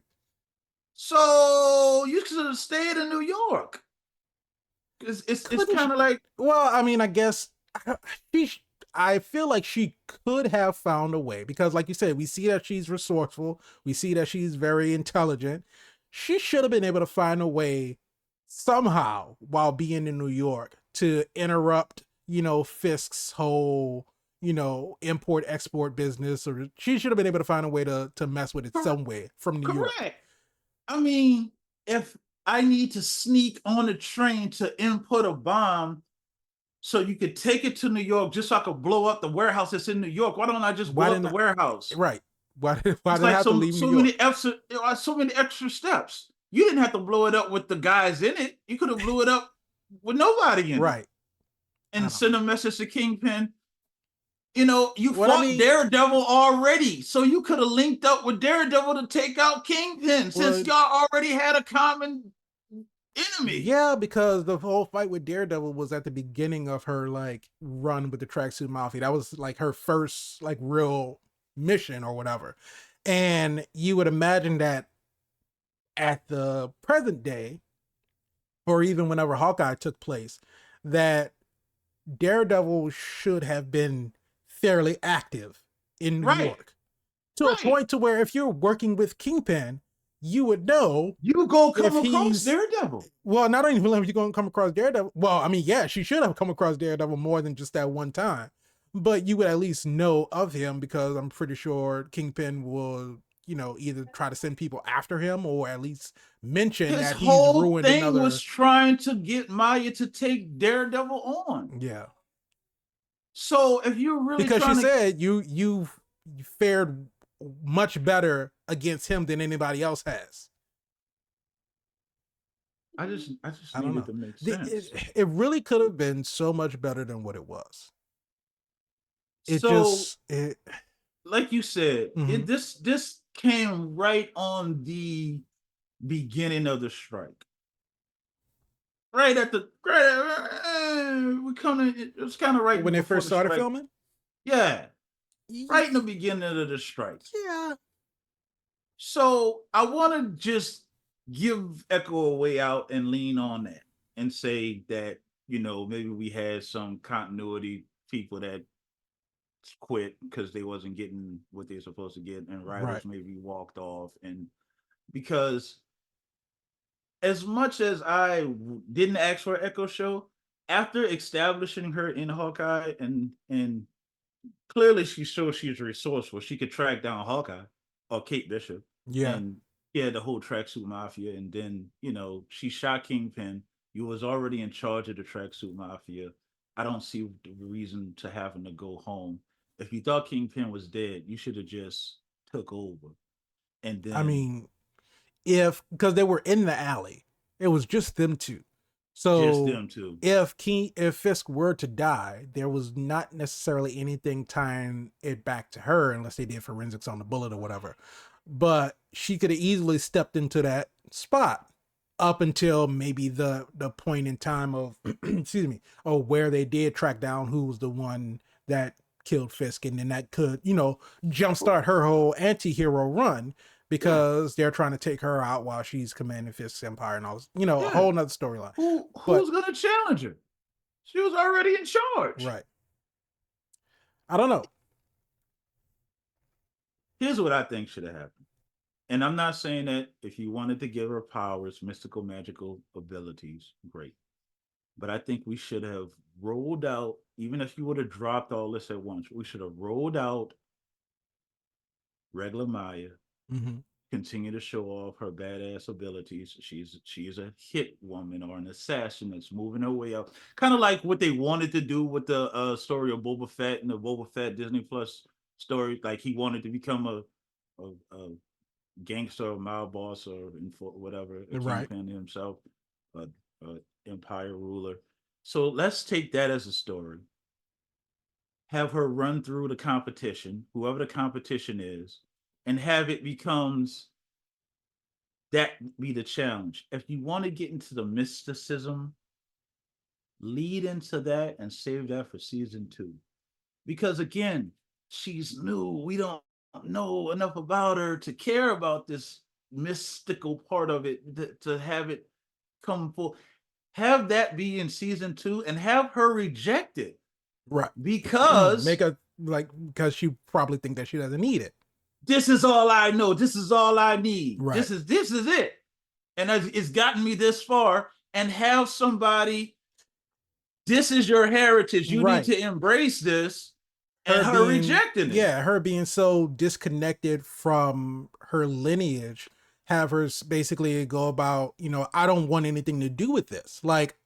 Because, okay, you take the whole thing of her grandmother sending her away, and she wanted her cousin to come with her. She could hold resentment against them. 100%. And, I don't want anything to do with my Native American heritage because those people were supposed to be family. They sent me away. These people in New York took me in. So now that these powers are awakening inside of me, I want to do everything that I can to not accept them. I'm not going to use them. I'm not going to acknowledge them. But and that is the reason that I have to go home, because I need to figure out what's going on with me. Because she's getting visions and flashbacks and blacking out or something. They try to say that with the dream. Yeah. But at the same time, you're healing. So who knows what meds you're on? I don't know. You could be having some type of psychedelic experience. You could be having an allergic reaction to the mint dental floss. That's that 5-month infection.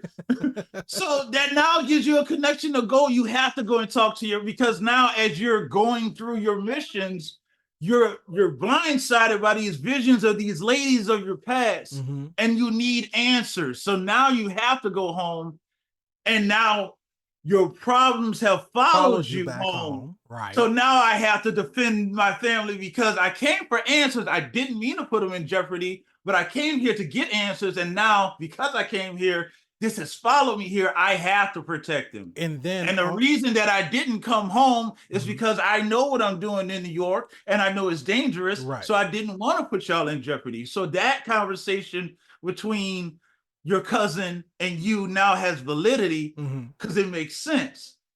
And then you can also put her in a situation, and of course this will be, more than just 5 episodes, but you put her in a situation to where she's trying to rely on what she knows and trying to fight and trying to be cunning and all this other kind of stuff, and she fails.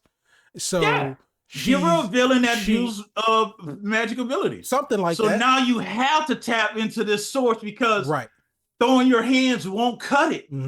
They got some type of Doctor Strange force field or something, and you have to tap into your magical abilities now. But not even in that moment, because of course, you got to have the downfall so you can come back up. So she's fighting whoever this villain is. She gets defeated. She's able to escape through some, circumstance that ends up saving her, some distraction or something. She's able to get away, and then she goes back. She's feeling defeated. She's feeling, remorseful because she doesn't know what else to do at this point, because like you said, this is all she knows. And then that's when we bring the family back in. She reconciles with her grandmother. Her grandmother gives her the whole history of, this is your lineage, these powers echo through you. It's an echo, right? And then we go back into the final conflict at the end of the show, the last episode. Now I'm channeling my powers. Then we get this buildup of what she's able to do. Chafa was able to do this. Loak was able to do this. Tuklo was able to do this. And these are our pillars of power, our pillars of strength, our pillars of cunning, our pillars of compassion or healing, and all this other kind of stuff. Spider, that makes that montage that they did all at the end, that makes that mean something. Because now it's all coming back together into this one person, and she can show off her abilities instead of just being in the barn and letting your grandmother and your cousin's hands glow. They punch 2 people. Now the whole fight is done. I told you that's a Marvel formula. The whole one punch, so you can see how strong I am. It's never really a fight. It's just, I hit you and you need to lay down because I hit you, and don't get back up because I'm moving on to this next person to hit. Saying that, the fight that they had at the beginning in the first episode and the fight that they had in the skate rink, that was real fight, because it wasn't just I hit you once and you go down. These guys were coming back, the security guard that was trying to fill her up when she was going through in the first episode. He ends up coming back, at the end, and sexy. The guys that they were fighting, because it was her and the 2 other guys, the guys that they were fighting, it was one would go down, then the other one would come back, and then the other one would come back. So it was just an actual fight, kind of like what you were saying, like they did in Daredevil. That whole iconic hallway fight scene. It wasn't that it was just a never ending, just flood of enemies coming through. It was people that he was hitting, and they would go down because they were hurt, but then once they came to, they were back up and they were ready to come fight again. I want round 2, yeah. So get a lick in or something. You ain't just gonna be punching. If nothing else, the fight scenes, the choreography was great. They were shot very well. They used their environment very well, because the whole part between her and Daredevil, where she's picking up all the guns and he's knocking them all out of her hands. And it was that whole scene is just, it was so well choreographed. And then the fight scene in the skating ring, and it's just all of that. The only thing that I didn't like about the whole skating ring debacle and everything is when she signs to Bonnie, I'm about to punch you in the face. And it was why did you have to punch her in the face? It didn't even really cause much of a distraction. If anything, all she had to do was push Bonnie into the other people. Then she could have got some separation, because that's all it was. She punched her and then she pushed her into him. And they're like, you could have just pushed her. You didn't have to give your cousin a black eye. That really had no. I told you, she's not a hero. She's not. She's not a good person at all. I love the fact that Marvel has did this. You got the hero, which is Captain America. He is the poster child of the hero, right? He's the goodest of the good. Everybody else is morally gray along the line. Just in DC is the same thing, right? Your Superman is supposed to be the ultimate hero. He has all the power set. He's a Boy Scout. He's not going to kill. And then you have Batman, who also doesn't kill. And then, quiet as kept, the Justice League don't kill because of those two pillars right there. Right. In fact, one of the animations for DC, Superman and Wonder Woman are talking about the idea of killing. And I think it was a village where they had the women to overturn the village because the men were like evil or something. They were raping and killing, and the women took liberties, and she liberated the women. And Superman was like, we don't kill. And she was like, you don't kill. Like, you can't tell these women what to do to their oppressors. They've been oppressed, not you. And Superman and Wonder Woman, just didn't agree. And Superman went about his business. That was it. But at the same point in time, it's like, you understand, because this is where I stand. Right. And you're not about to fight Wonder Woman because that's your colleague. No. So it was the most realistic thing. You can't come back and bring these guys. You're not about to spin around the world again. No. You only do that one time. Remember when you spin around the world? But it's things like that that brings us into the story, because you now have these opposing sides, and you want to know. Same thing like they say with Batman. Like, how many times have you locked up the Joker and he's escaped, and how many kills he's killed? Have you done? That's on you, Batman. Right. Like, you could have stopped this. There's so many people that could have been living if you would have just. But again, that moral, we're not the executioners. We stop the madmen and bring them to justice. But just like Echo, you see, Kingpin owns the justice system. He owns feds. He owns all kind of people on his payroll. So how far can you go if the whole system is corrupt? Right. It makes great storytelling. Maybe you can even squeeze an Echo out of it. I don't know. I don't know. Definitely didn't squeeze one out this show. I want to shout out Vincent D'Onofrio, though. If no other character he was born to play, he got Kingpin down to he does it very well, because he does this whole, quiet, like gentle giant type thing when it comes to his conversation that he's having with Maya. Like, he brought the wine and everything, and so she's thinking that he's going to poison her, and she just pours it down the drain, and he's like, well, where's the wine? And she said, I got rid of it. He was like, well, that wine came highly recommended. He was like, but I also brought you cookies. Yeah. I don't know if you want to throw those away too. What he said? Let's hope it don't go the way of the wine. It was like spot on. But yeah, so that whole gentle giant thing that he's portraying with her, but then we see the rage come out, not only with the the ice cream vendor, but when he's inviting her to come back with him, and he gets on a plane, and he gets the call that they say, oh, well, we lost track of her. We don't know where she is. And he just, like, I really thought he was about to destroy his own plane. I'm like, dude, you about to destroy your jet? Like, listen, first of all, he got money. I'm sure that's not the only jet he got. No, absolutely. But at the same time, you feel it, because if you know the story of Kingpin, he was abused as a child by his mother and his father. And he saved his mother from being abused by killing his father with a hammer. And for the reward of saving your life, you send me away. Yeah. So in his whole backstory, you can sympathize, because he's just looking for love. He had it with his wife, but then, Daredevil's like, you ain't gonna touch none of my people, I'm gonna come after your woman. So, oh man, god damn, you painting me into a corner. And he's really, in his mind, like you said, he's like a Thanos, because he's doing what he think is right for the city. Like, New Hell's Kitchen or New York, or however you want to phrase it, will be okay under my watch, because I feel like as though I know what's best for it, which is to cleanse the city. It's real Ra's al Ghul Gotham type of thing. Like it needs to be burned down and rebuilt because that's how he it's feels. just too far gone. And the thing about it is that, and that leads into the post credit scene where Fisk, we don't know if he's mentally healed or not. We just know that Maya did something to him, and now he's back on the plane. But they're watching a news broadcast, and I don't think I've ever seen a more heavy-handed, like, this is what's gonna happen, because they're like, oh well, when have you ever seen a mayoral race or any political election where you had nobody running?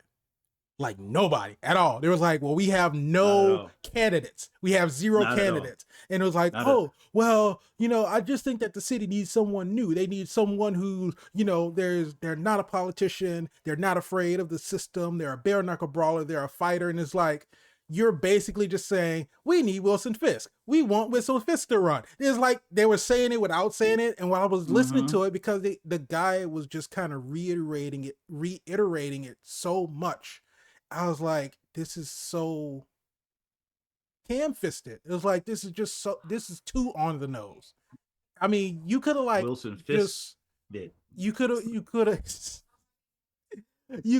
like went through the whole thing. It was like, not just that we have no candidates. Oh, well, the candidate, this person due to this scandal. Or, if it was a scandal, that kind of leads into, the whole city being corrupt and Fisk thinking that he can fix it.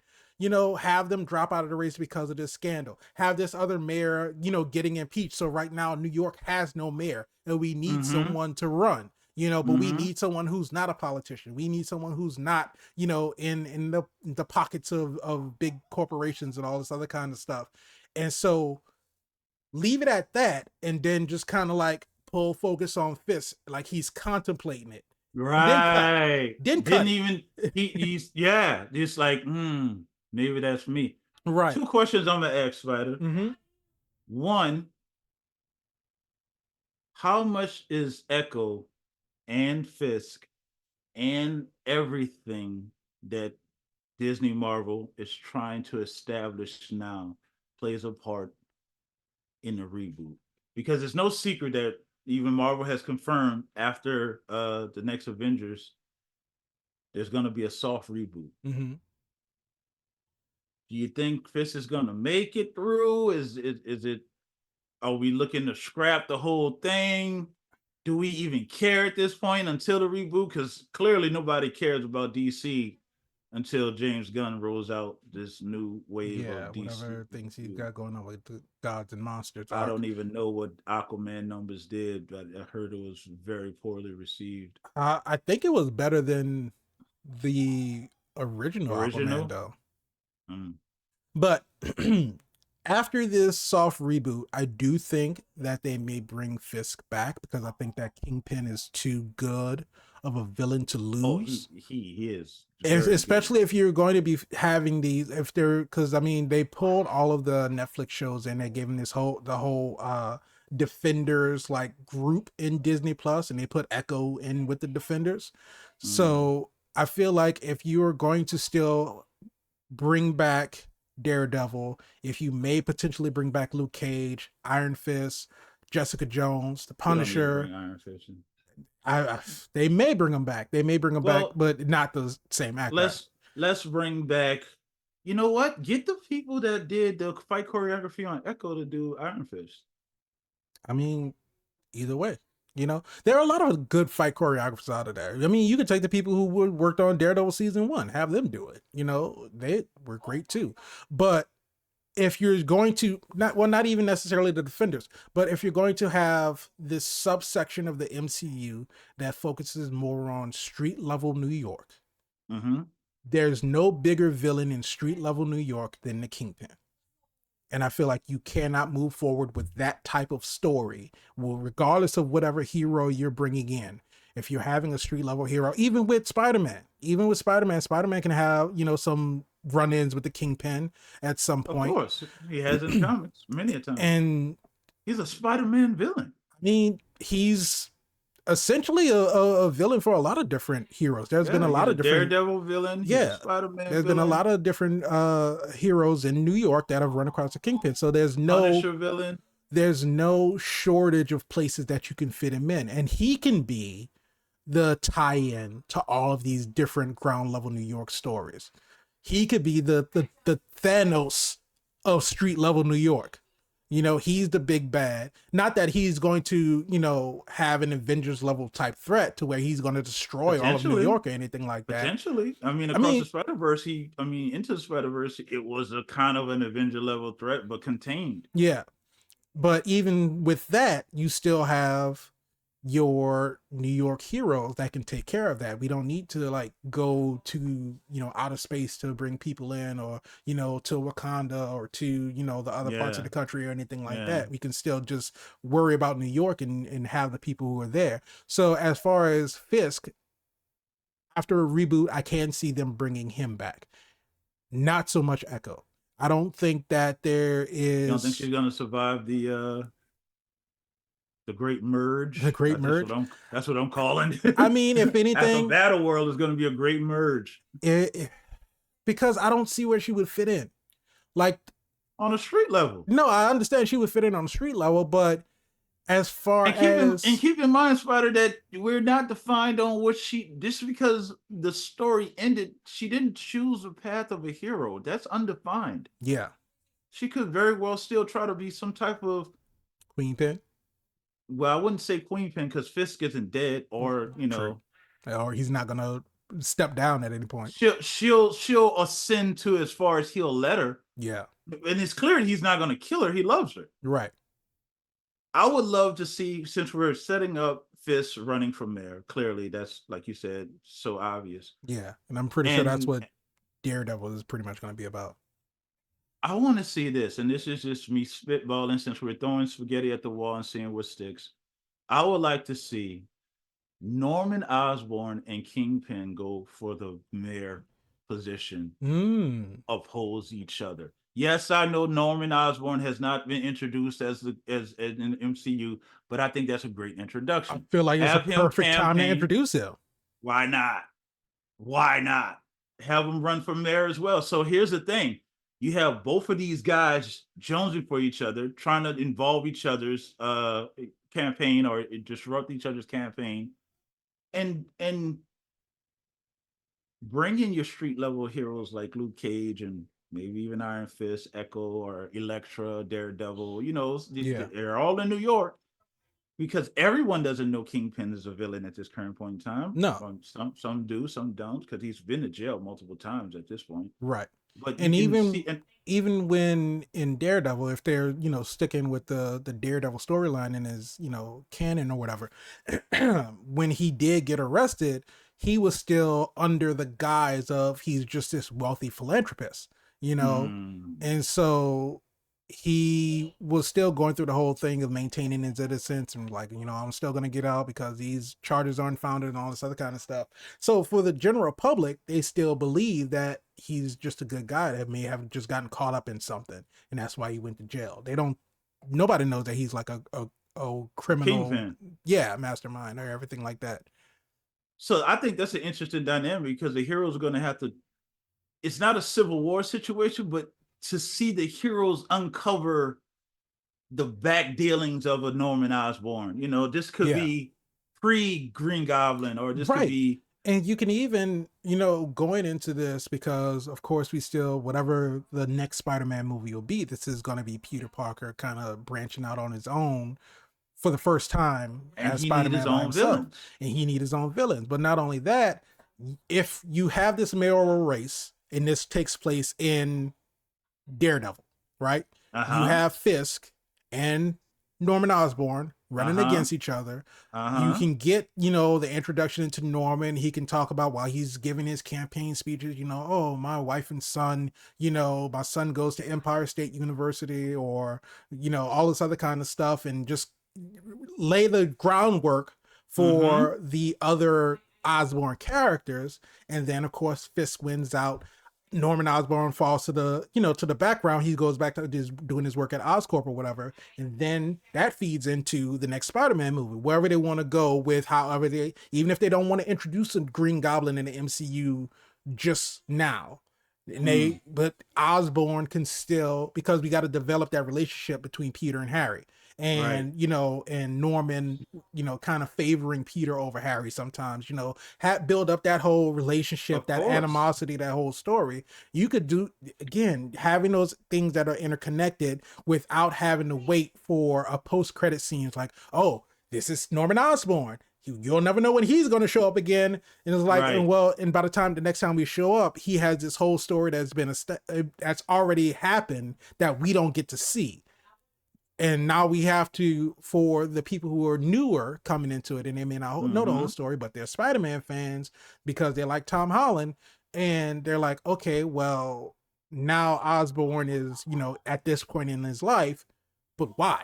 What was he doing before this? Why is he so important now? But, and then again, I know that it's a, double-edged sword type thing, because then that again feeds into people not wanting to do research or do homework, watching all these other Disney Plus shows before they watch another MCU movie. I don't think Disney or Marvel care about that at this point. I mean, that's what they said about Echo. They said this was supposed to be one of the ones that's what, like, under the Marvel spotlight, you don't have to do extensive research to be able to know exactly what's going on. But I mean, if you're gonna make half the first episode just a flashback of what happened in the last show that the character was in, then I feel like don't even say that that's what Marvel Spotlight is for. You can say that it's for more street level heroes. I think you need that for context about Echo, but at the same time, it didn't, because you need to understand how her father died.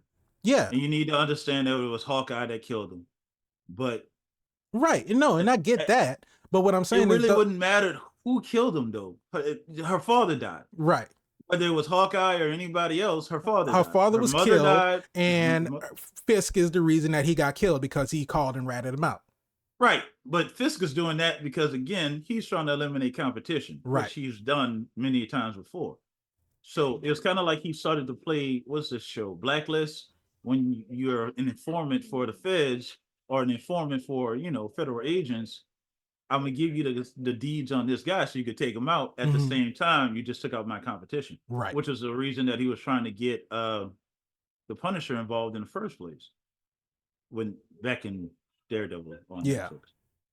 It's just they got the character, Spider. They got the potential to go so many other places, and I just don't understand why they choose to go these places. I don't know, but one thing, and before we wrap up, one thing that I saw, New Rockstars put out a video. They're talking about starting a series of their own, like, what if type scenarios. And so the first video that they put out in this series was what if Edgar Wright was the one that directed Ant-Man, because Edgar Wright was originally slated to direct Ant-Man, but it ended up going to God, I can't think of his name now, but Peyton Reed. Okay. And so if you don't know, Edgar Wright directed Scott Pilgrim versus the World, and he has this very unique directorial style with a lot of, like, very comic book shots. Like, if anybody has seen Scott Pilgrim versus the World, you'll know what I mean. And having that lend into a superhero movie is almost like, a no-brainer, because this is a comic book character now being portrayed on the big screen. And what happened was, the way that Voss explained it was that Kevin Feige was in the middle of negotiations with Sony to try to get Spider-Man into the MCU, and that was where his attention was focused. And while his attention was focused there, the board or the reviewers, because what he said is that there were a group of writers that would oversee the script, because Edgar Wright had a script for Ant-Man. And so they would look at the script and it was like, okay, well, we like this, we don't like this, we want to change this, we want to change that, we want to change that. And those group of writers they made so many changes to the script that Edgar Wright was like, well, this is pretty much not even my movie anymore. And so he stepped down. And the whole what if scenario was, well, if Feige wasn't so, preoccupied with trying to get Spider-Man, because Foss said that he met with the Sony, people, and pitched the whole thing of, borrowing Spider-Man and War, they didn't agree to it at first. So he had to keep going back. And so the what if is, well, if they agreed to it right off the bat, then Feige would have been able to come back and be more focused on Ant-Man and not allowing that group of writers to make so many revisions to the Ant-Man script, and we would still have Edgar Wright directing it. And so with Echo, I don't know if it's another situation of these group of writers or whatever group of people that oversee these shows, they, like we said, it was 6 episodes. They cut it down for 5 for, pacing reasons. But because you have that overseeing group, and it was like, okay, well, we can cut this, we can cut this, we can cut that. They'll figure it out. They'll understand it in the end. And then we watch it, and it was like, okay, well, we're missing all of these chunks. We see Maya 5 months later, she's stabbed. Why? It's like there's no context. So we can have the mint dental floss scene. There's no context into what happened and why she's hurt. We just see that she's hurt and she's running away. Like, right, because the last time we saw her, she shot Kingpin in the face. She was not hurt then. No, and she was about to go about her business. So we have no idea what happened. And so I don't know exactly, because isn't Kevin Feige doing something with Star Wars too? Last I heard, he was in creative control of Star Wars, but that was again when they were pumping out content every weekend. So yeah. I don't know. I really wish he come back to Marvel. Yeah. I'm not a huge Star Wars fan. I've never been a huge Star Wars fan. I'm sorry for all the Star Wars fans. It's, I guess, like you said, it's way too much to go back and digest the Clone Wars and the Clone Saga and the Clone and the Bad Batch and the Bad Batch and the Bad Batch friends. It is a lot. It's like, some anime where you have. If I would have went on that journey, I guess I would have. Yeah, if you would have caught it at the beginning, and it's just hard to see where something is now and then go back and try to rewatch everything to be caught up, because it's like at that point you'll never be caught up, because while you're trying to catch up, it'll constantly progress.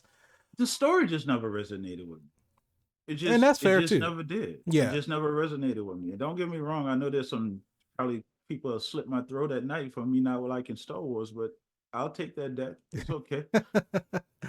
I feel like the true Star Wars fans aren't upset if somebody was like you said, it just didn't resonate with me. But I feel like the man babies are the one, oh, you didn't watch Star Wars? How could you live if you didn't watch A New Hope? Qui-Gon was the greatest Jedi of all. Whatever they say, I don't know. But when your fan base can agree on which set of movies was best, that's when you come for me. That's when you come for me. You all still having a conversation about the prequels being better than the other ones. Yeah, so I don't know. But watch Ahsoka Tano and tell me what's the best show. But I don't know if Feige is still torn between all of these different responsibilities, and if he's able to do his overseeing of what's going on. I don't know if that's necessarily the case, Spider, because what's the situation with Quantumania? Feige was at the wheel. Was he? Well, I guess not. If you said it like that. I mean, I'm just asking because I don't really know. I think he has a team at this point. I think he has a team, and I think some people might have lost their position in the team, but at the same point in time, I think there's a whole lot of restructuring going on. Like you said, we're only getting Deadpool in 2024, which I think is a shame, because I don't think it's necessary the amount of content that comes out. It's the quality of content. So you could still have the amount of content that's coming out. If the quality is there, nobody's complaining. Right. Because you think about phase 3. Oh, you're talking about the sweet ages. In phase 3, we had 4 movies come out in 2017. Mm-hmm. We had Guardians of the Galaxy 2. Banger. We had Spider-Man Homecoming. Banger. We had Thor Ragnarok. And we had Black Banger. Panther. Banger. And I feel like that was probably the best. I think that was like the peak. Like, I would say approaching the peak. Because then you still had Infinity War after Black Panther. And then Ant-Man and the Wasp and Captain Marvel, you know, those are kind of like. But here's the thing, though, Spider. Those movies within themselves had their own set of issues. Yeah. They're by no point picture perfect movies. No, there's no movie in the MCU that's a picture perfect movie. Iron Man 1 was one that I can go back and watch at any given point. No, I mean, there are tons of MCU movies I can go back and watch at any given point in time. But even Iron Man 1 had its issues. I'm being more forgiving because it's such an enjoyable movie. I mean, and I'm sure that there are a lot of people. Still stands up to today. I went back. I watched Iron Man 1 probably about 3 weeks ago. Yeah.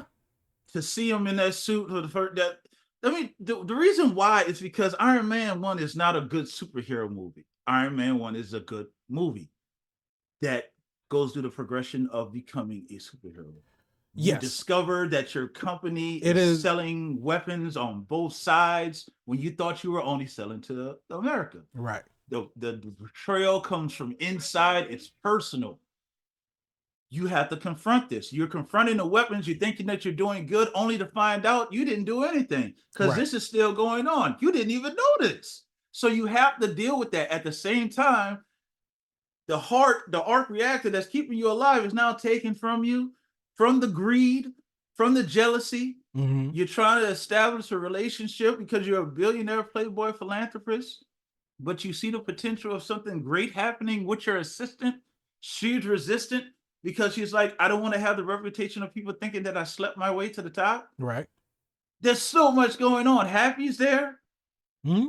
And he's there. I'm not saying that it's a bad movie at all. And just like I said, there's probably a bunch of people who have their favorite movie in the MCU that they're like, I can go back and watch it at any point in time, and I'll be, just as excited as I was when I first watched it.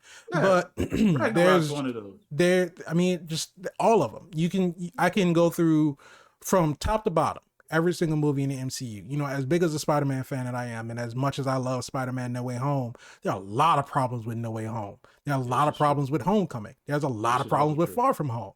You know, there's every single MCU movie has its issues, but I just feel like in recent properties, they're just becoming more and more glaring because of not even just like continuity errors, is just the story. Like we always say, the story is what matters the most. And for Echo, I feel like it had all great parts. Like every single character of this show, I felt like did a great job with what they had to do.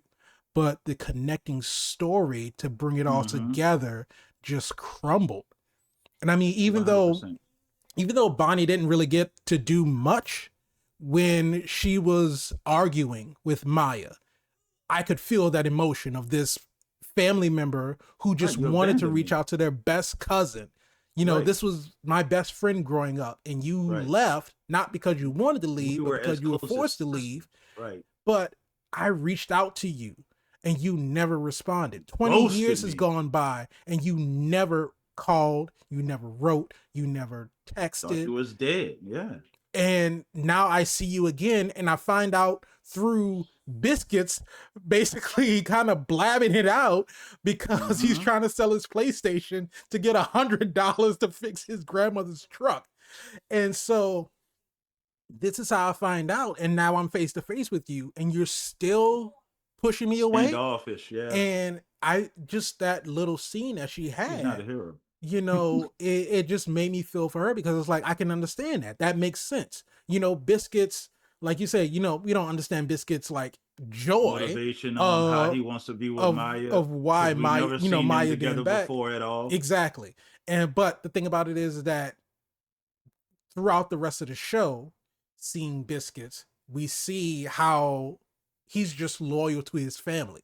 that's, you know, just the character that he is. And we get to see that. Again, show, don't tell. We get to see that with Biscuits. We get to see Scully in his personality, how he's a Mr. Fix-It type person, but he's also, you know, this pawn shop owner. And when the white people come in, he just fucks with them so he can make them think that they're buying something that's spiritual. Oh, yeah. We get all of these personalities from all of these characters are so well fleshed out to where we understand what their motivations are. Even with Henry, we understand like he's working with Fisk. So of course I'm not wanting to, you know, jump in and help you, because if it comes back on me, I can lose everything that I have. Right. And so he's telling me, drop it. Stop. No, I'm not going to help you. You need to leave it alone. But once they come and they cross him, you come into my place, try to kidnap my family, try to kill me, destroy, you know, everything that I have, then yes, it's time for us to take you down. And you have all of these great characters, but the story to tie Maya to why her motivations for everything, it's gotta go beyond, I feel like I'm obligated to save my family, because she left. She was about to go. She was ready to be gone. She left. She was gone. She was gone. And she probably wasn't going to come back. But not at all. Just that one simple thing. Oh, well, Kingpin may have abducted my grandmother and my cousin. All right, well, I got to go back because I got to make sure, because they're in trouble because of me. And like you said, we don't even know why she had to go back home in the first place, because there was no motivation that we were able to see that brought her back home. And that just basically, for the whole story, just kind of, it already started off on shaky footing from that point forward, because we see that 5 months later and we're thinking, okay, well, we're going to pick up where, you know, we're going to pick up 5 months later. We don't know why. Like, that's such a random jump. Like 5 months. Why 5 months? Right. And when she is hurt, like, we can see that obviously she's not in New York. She's at a truck stop somewhere. Right. And she's hurt. So we don't know how far she had to ride before she got there. Did she get stabbed at the truck stop? We don't know. There's just, there should never be a show that starts off and you have so many questions and those questions never get answered. Because you can have a show that starts off and it's like, okay, well, I don't know what happened, but maybe we'll get to see how they got to that point. Right. But to go through the whole show and we never, because if you don't have motivation for this person to be in this place that's supposed to be their jumping off point to their entire origin story, like, we know why Tony was in the desert and why he got abducted. We know why Cap, you know, ended up trying to get the super soldier serum. We know why Thor ended up getting, you know, banished and sent down to Earth. That's what Odin does. Odin sent his children to time out. Like, you don't do what I said, get out of here. Get out of here. Kick you out the house. You out. Kick you out the house and take your toys. But it's like all of these other characters, we see exactly why they were in the place that they were in, how they got to that point in time. But it's like, I don't know why they just thought that that was a good idea. When they did the final edits and they watched this, they was like, that's perfect. That's what we're going with. Which is why they did a dumpster drop and did it all in one day. And you might be right. You might be right. It might have been something that they had. But they didn't have to. And I understand that, but I feel like it's some. It seems, I don't want to say I feel like it is, but it seems like they had this idea after Hawkeye ended. It was like, excuse me, we introduced this new character in Maya Lopez. You know, comic readers know that Maya Lopez becomes Echo, and it was like, okay, well, we have something new now. We have this person who's been slightly introduced. We know a little bit about her. We know that she's hearing impaired. We know that she's an amputee, you know, and so we have this person that we can, you know, propel forward and figure out where we want to put them in the MCU. And I feel like you said, I don't know if it was because of the writer's strike, because of the actor strike and everything that happened. And then they came back and it was like, okay, well, we got to put it together so we can get it out.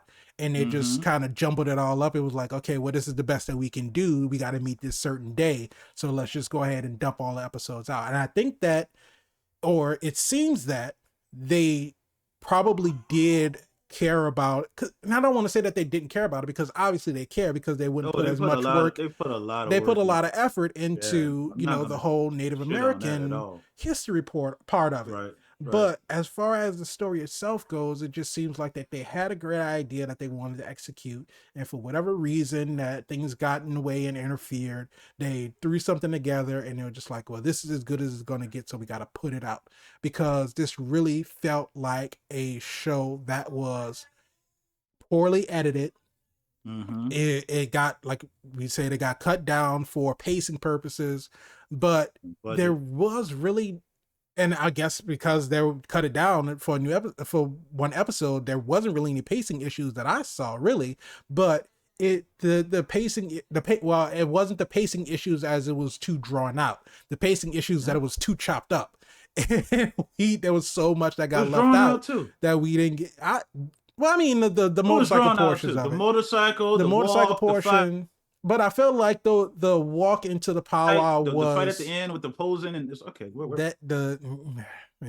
There was a place for it, and then there was everyone had a mask on except Maya. We're looking for Maya. You telling me you can't see her? She's walking barefaced in the crowd of people that's walking towards y'all. I don't know. Then the situation when we had the bad guy talk to Biscuits was saying, "Hey, you got to park over here," and the guy just drives through. You good with that? You just go, okay. I mean, he got an RPG, but the fact that he had a fucking rocket in the cooler, but not only did he have because what was the point of having the cooler actually be filled? Because he had the rock. You can, if somebody's driving through and you're thinking, oh, okay, well, if they check inside of the vehicle, I need to have the rocket hidden so they can think that I'm just bringing in a cooler. Yeah. But he had ice. He had beers. He had Kool-Aid jammers. He had Capri Suns in there. I'm like, I understand you might get thirsty. So was that the whole point of it? But to have a rocket on ice? But it's like, if somebody were to check the cooler, that's not going to fool anybody, because they're going to open it up and they're going to like, okay, well, you have a fucking RPG ammo. Why? But Spider. I want to say this, and then I'm going to ask you that magical question. Okay.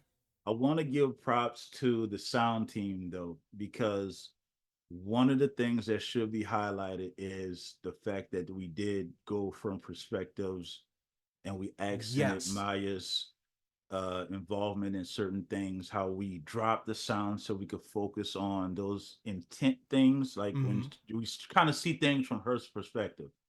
Before, when she was first getting introduced, a guy attacked her and she was fighting, they dropped the sound, you heard 2 heartbeats. Then you heard that neck snap. Then you only heard 1 heartbeat. Right. And that was a turning moment, because that's the first life she took. Right. So we now understand you're not a hero. There's no going back for you. No. This is the life that you've chosen. That's what make that fight scene. Okay, let's go. We now understand where we are. Right. We gotta survive. Let's go. Because it was because you like you say, you see that shift, because when the fighting first starts, she just kind of like shocked, taking it all in. She's like, I don't know where to go. I don't know where I fit in all of this. And then the guy just comes out and just tackles her. Now it's a fight or flight situation where if I don't do something, this person is going to kill me. These scenes were some of the best parts of the show. Yes. To being able to drop the audio in certain spots, giving us her perspective, kind of saved it, because there's a lot going on in this show. And like you said, it's not the fact that there's a lot going on, it's the fact that you guys didn't tie it all together correctly. So I have to ask this question, Spider. When it comes down to Disney Plus, Marvel's Marvel's Spotlight. series. Well, I'm still up in the air on the spotlight situation because Yeah, it's not what it's supposed to be. But was it super? Was Echo super? I don't think it was. I don't think it was. Damn. And I know we had the conversation because we watched Loki season 2, loved Yeah, it. we did. We watched the Marvels. The Marvels was pretty good. Marvels was a good The movie. Marvels was a good movie. For what it was. For what it was, for it what was it a good was, movie. it was It could have it been was pretty better, good. but for what it was Yeah. a good. I will watch it again. Yeah, I will watch it again. I know It was when a it comes. good time. Yeah, there's something that I'm looking forward to coming to streaming. You know Watch what? it To be again. honest with you, I would love to see the deleted scenes that they took out, which Yeah, is something that they probably released on the DVD or somewhere on Disney Plus in the behind the la la la la yeah, whatever. all of that stuff. I would love to see that. And so we were talking about after we watched those two properties, we were looking to the future to what Phase 5 had coming up, and at that point in time, the first thing that we knew about was Echo. I at that point in time, I completely forgot about What If season 2. We'll have to talk about What If at another point in time, but we were after watching Loki season 2, after watching the Marvels, we were like, because these things are enjoyable after we got Quantumania, after we got Secret Invasion, not mentioning Guardians of the Galaxy 3, because Guardians of the Galaxy 3 was pretty damn good. It stands alone. Yeah. By itself. And so we're like, are we back on an upswing of the quality of MCU properties? And the question that you posed to me was, how many hits does the MCU need to have before we can say the MCU is back its phase 3, 4? And I think the answer I gave was like 3 to 4. Yeah, I think I said if Echo is a good show, then I am more at ease in thinking that the MCU is kind of on this upswing of, paying more attention to the story, having these more like fleshed out storylines. And I just don't know what happened with this, because you take just like I said, not counting What If, but you take the last 2 live action shows from the MCU of Loki and then season Echo. 2. Yeah, Loki season 2 and then Echo, and you put those 2 side by side. Loki had 6 episodes. Echo had 5. Not that big of a difference for that one episode, but think about how much. We don't know. Because they had that episode shot, how much of this was reconfigured you can see it from like episodes 1, 2, and 3. There's large set pieces. Season 4, episodes 4 and 5, you're like, we're here, we're not walking, we're in one room, we're just talking to dialogue with each other. There's not a lot going on, right? And you could just see that it takes on a whole different tone. Yeah. And I guess it's kind of unfair to compare Loki season 2, to Echo, because of course Loki season 2 has a whole bunch of established characters, established storyline. Established storyline. We know what's going on already, so we can kind of just jump into it. But even with Loki season 1, I feel like,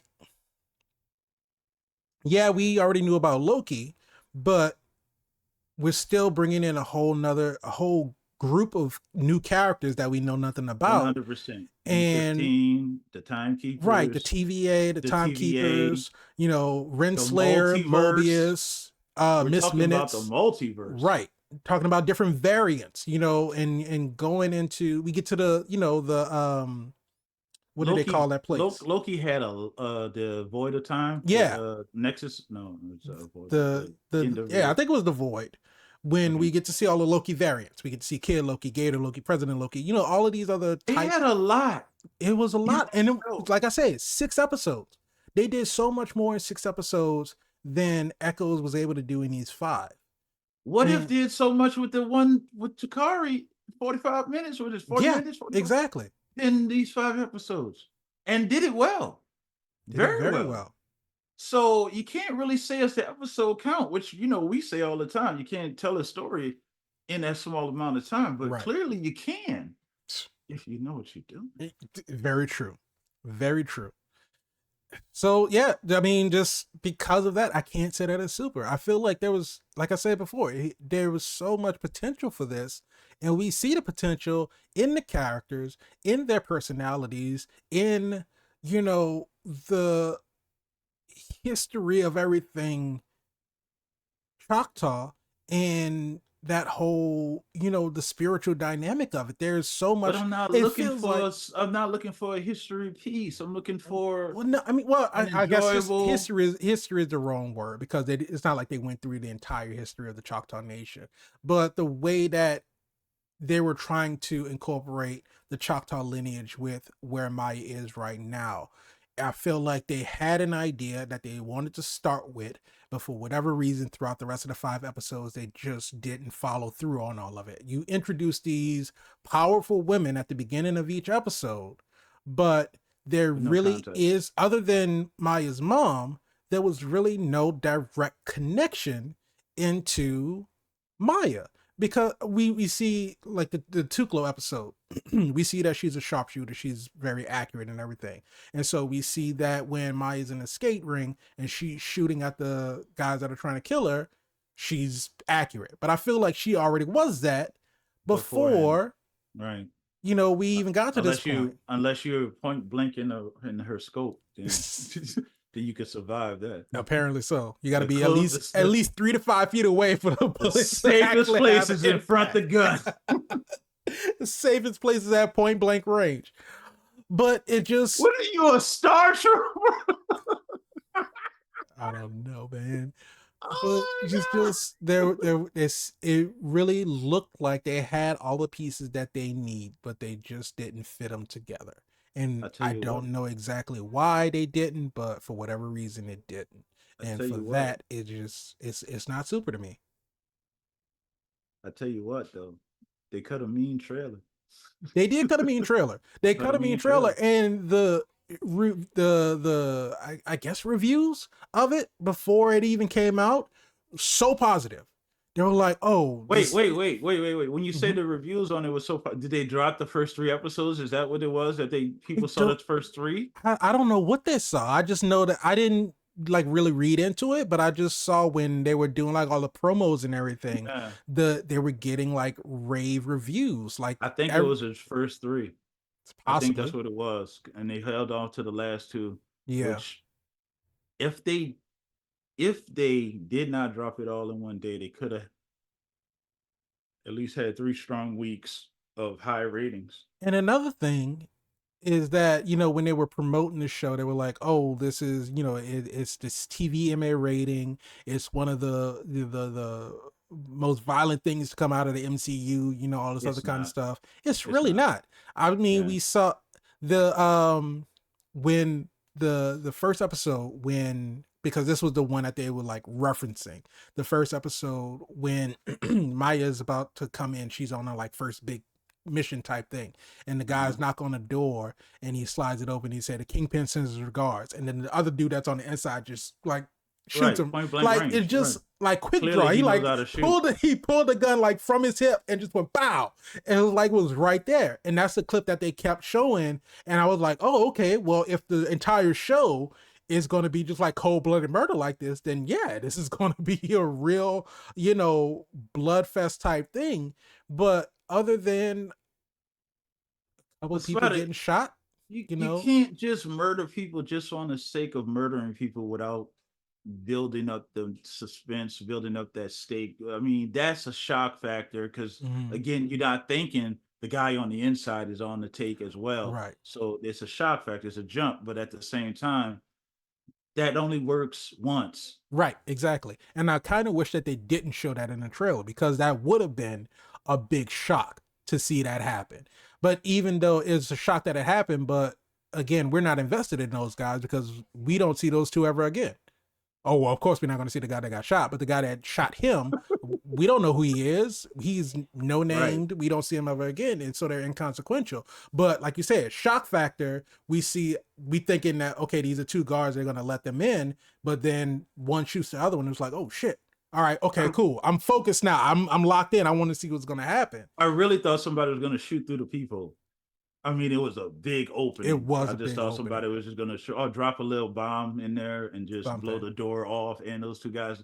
That's what I would have did. But I would have it came really through with an did explosion. it did a great job in Doves in kind the of background. setting Tom it up, Cruise. because when we get into that point, because obviously this is in the past, because not that the actress was younger, but they made her look younger, Yeah, so we know that this which they is, do with hairstyles and yeah, makeup hairstyles, and makeup, and all this other kind of stuff. So yeah. we know that this is in the past, and so we're anticipating to see what's going to happen, because like you said, once you take that first life, that's a tipping Oh point. yeah, that's it. There's no But going back. You're never the same. going into that, we didn't know that that's what this point was going to be. We just Also see, true. Maya new to the She's on a game, mission, right? because the two guys are like, oh, this is who they're sending to us, and like she's like, I'm deaf, so they're trying to talk to her, and they're like, oh great, this is who we got, and so we're walking into it, and so of course another reason that Maya was looking so shocked, because of course she can't hear anything. So she see them talking, and then all of a sudden the fight breaks out. So she's like, okay, well, what the fuck just happened? Right. And so once she gets pulled into it and she kills the guy, now we see her going in and she just starts wrecking shop. And she comes back, and then she's in a fight with Daredevil, and they go toe to toe for a little bit until Daredevil pieces out. And now we see her badassery. Hey, when Daredevil started running from fights? I mean, I feel like he always does when he doesn't get his ass kicked. He does get his ass kicked a lot, though. It's just I'm gonna leave him alone. I'm just not gonna leave. just a blind man in a suit in the dumpster. Right, he was in the dumpster one time. That's where you put trash, man. You put them in the dumpster. but yeah. So we after that first episode, I can see, even if it was the first episode that people saw when they were going into the show as a whole, if that was the only one that they were able to screen, I can see why it would get, like great reviews after seeing that, because the first episode was a pretty great episode. Was good. First 3 episodes were good. It's just they didn't stick the landing. Yeah. Well, it's not they were good as in spot on. Listen, Echo is not a bad show. No. It's just not a great show. Exactly. So that leads me to the question, Mr. VIP Frank of Washington. Is Echo super? I feel like I already know what your answer is. It's super for Native Americans. The reason why is because I would like to hear from some Native Americans on how they felt about the show as well. I would too. Because let's just be honest. In cinema, Native Americans have not been portrayed in the best light. Very true. A lot of the old cowboys and Indians type of shows have been scrapped off television because of exactly what it was. You were basically attacking the whole culture of people unjustly. Mm-hmm. From the inception of Europeans to the native land, it's just been horrible. Yeah. And all they did was open up their hearts and their homes to strangers, which is in kind nature was something that we all wish that we can have the compassion to do. Right. But only for them to betray them and hunt them down and murder, disease. They burn village, disease, just and screen and cinema, it was no different. Right.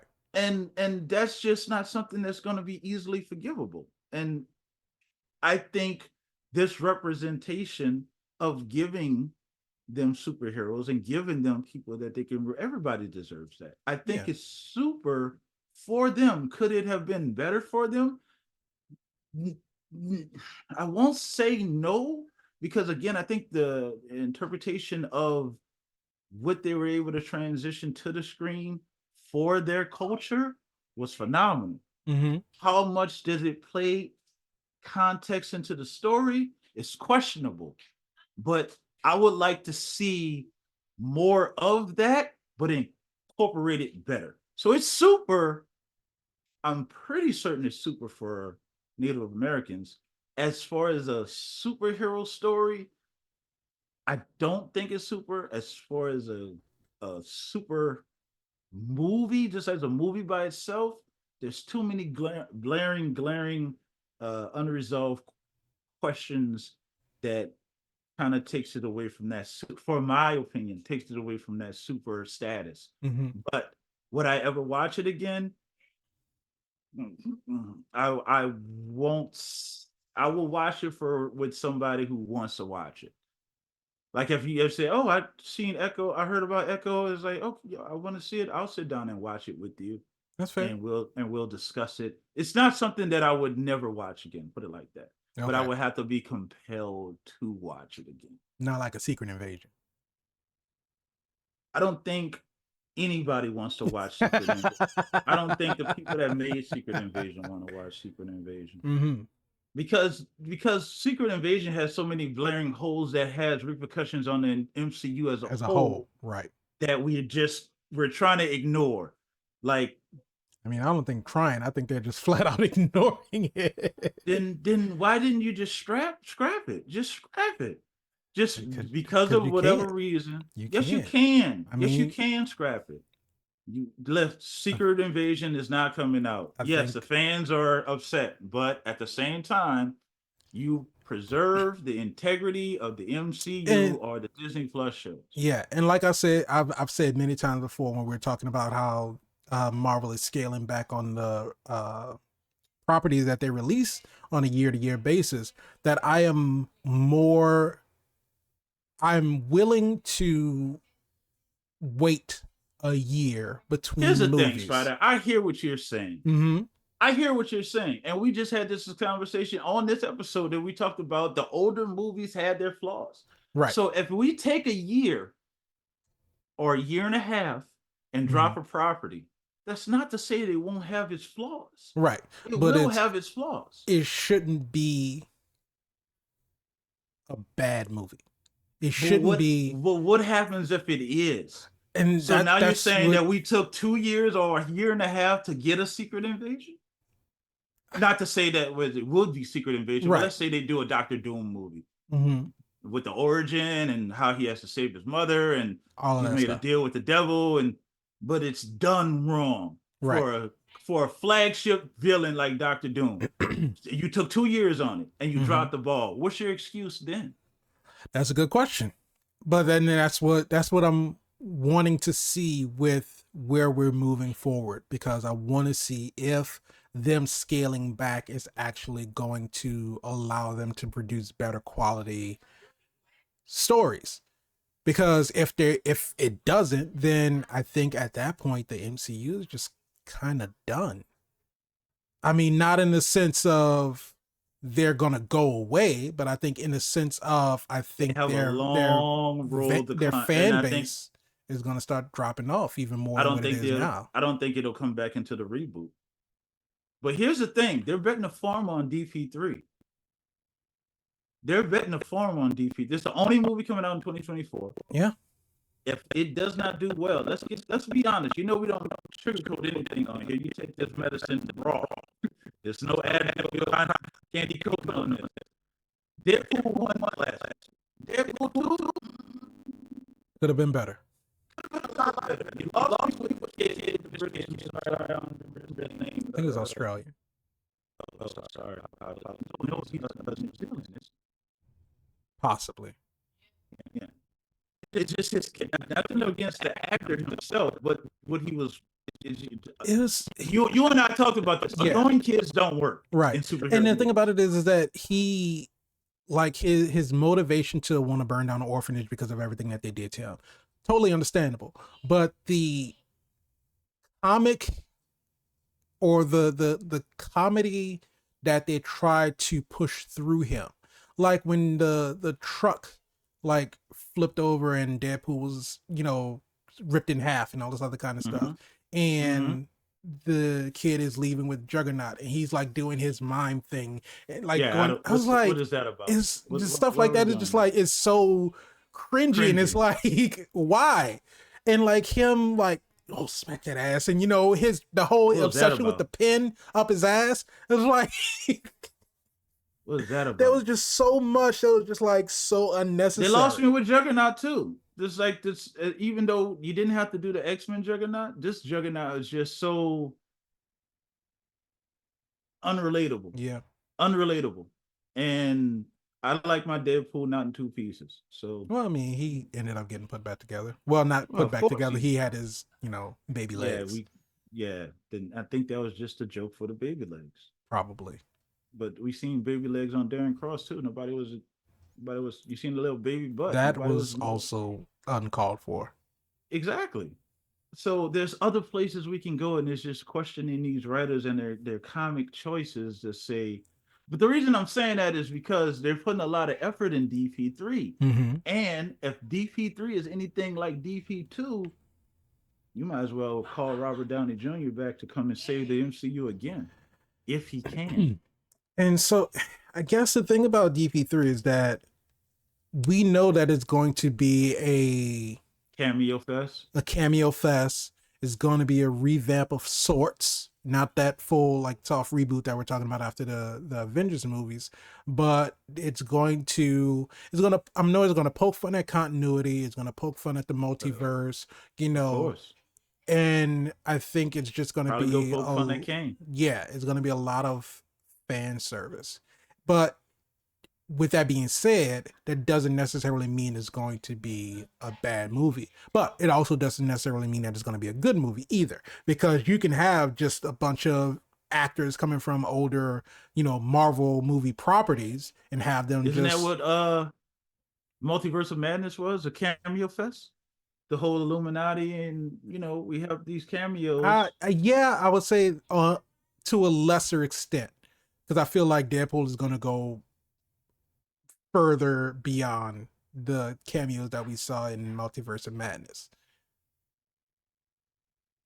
At some point in time, since it's all connected, it's going to need to connect. Right. I think the issue is if we're looking at budget wise, you have to talk to these actors and see if there's a don't get it twisted. I think Michael B. Jordan was paid like $3 million for Black Panther 1. Mm-hmm. Try to get Michael B. Jordan for $3 million now. I don't think you're gonna have a successful conversation. But at some point, you have to find a compromise because you want these connected universes to actually connect.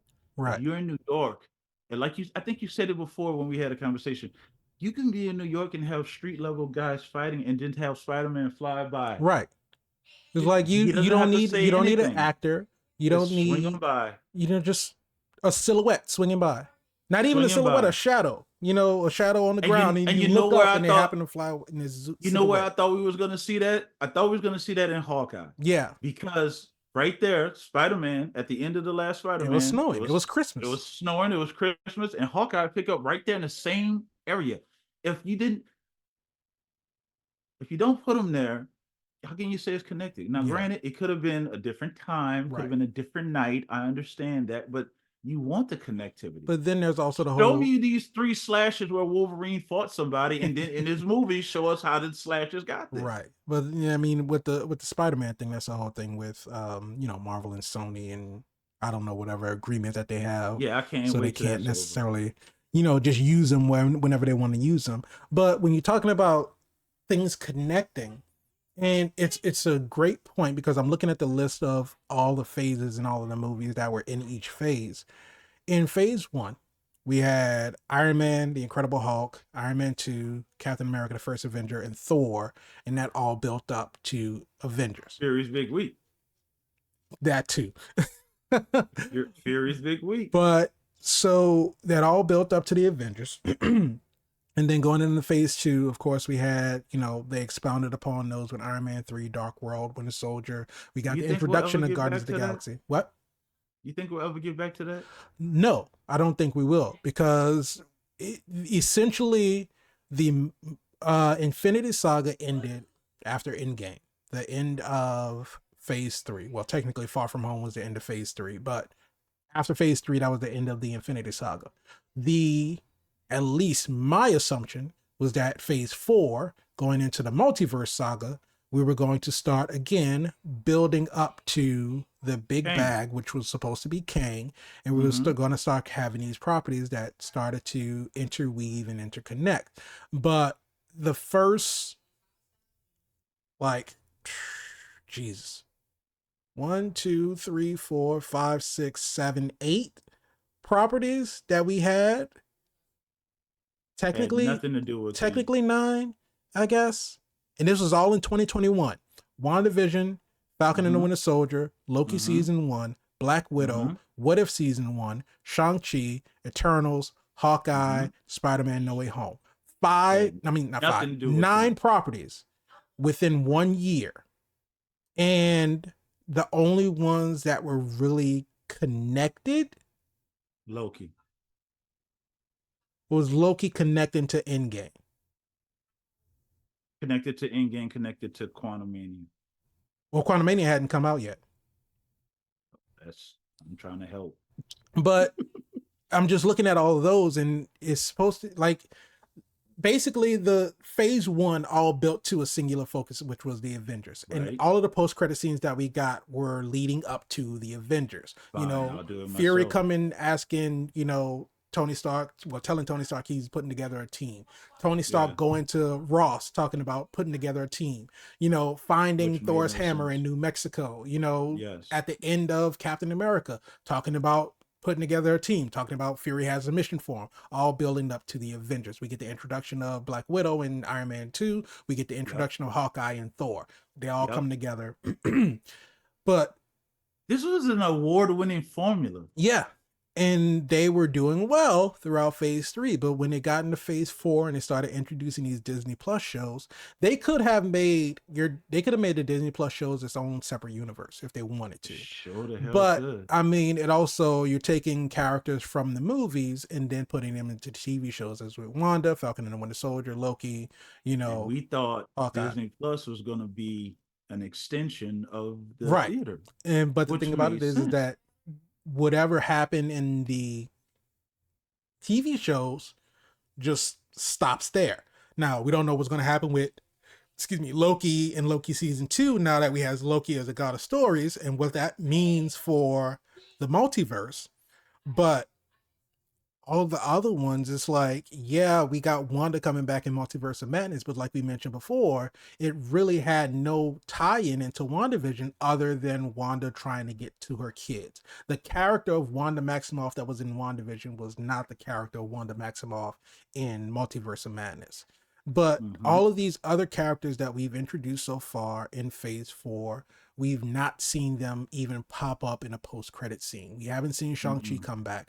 We haven't seen... Yeah, there's no connective tissue at all. Right. We haven't seen any the of the cliffhanger that we got with Shang-Chi. The cliffhanger that we got, that these rings are sending out a signal and we don't know what the signal is going to. Like, even if they answer that, it's so far removed from the movie. Like you're gonna forget about the connection even existed. You'll be like by the time they come back to it, you're like, oh yeah, they did say that it was sending out a signal. It's like it's not even fresh in the mind anymore. Exactly. And there's so much stuff that's come in between it. It's like for most people, I would say for the casual viewer, right? That's not even, it's not even so much of an afterthought. It's just completely out of their mind. With a big celestial coming out the ocean, never mentioned the president saying that we're hunting down aliens.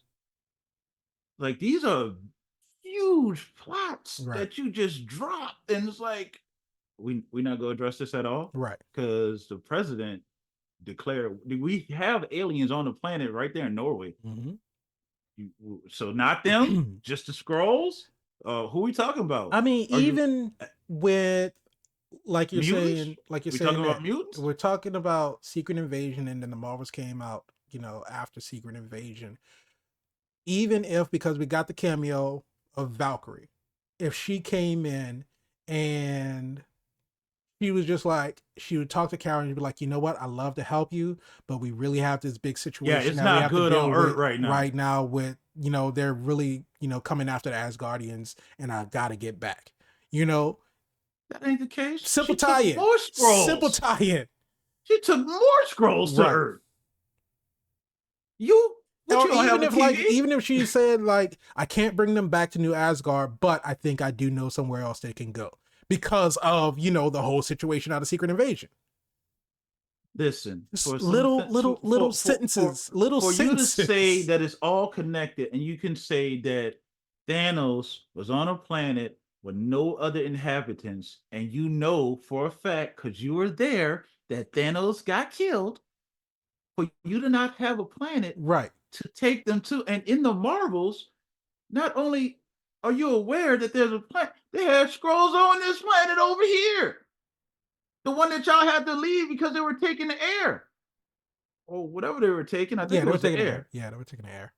So before that happened, you had a nice inhabited planet that they could make it make sense, is all I'm saying. Yeah. I don't know. And that's why the MCU is in turmoil, because when you tell us it's all connected and then you don't connect it, we're now wondering what's going on. What is? I thought it was all connected.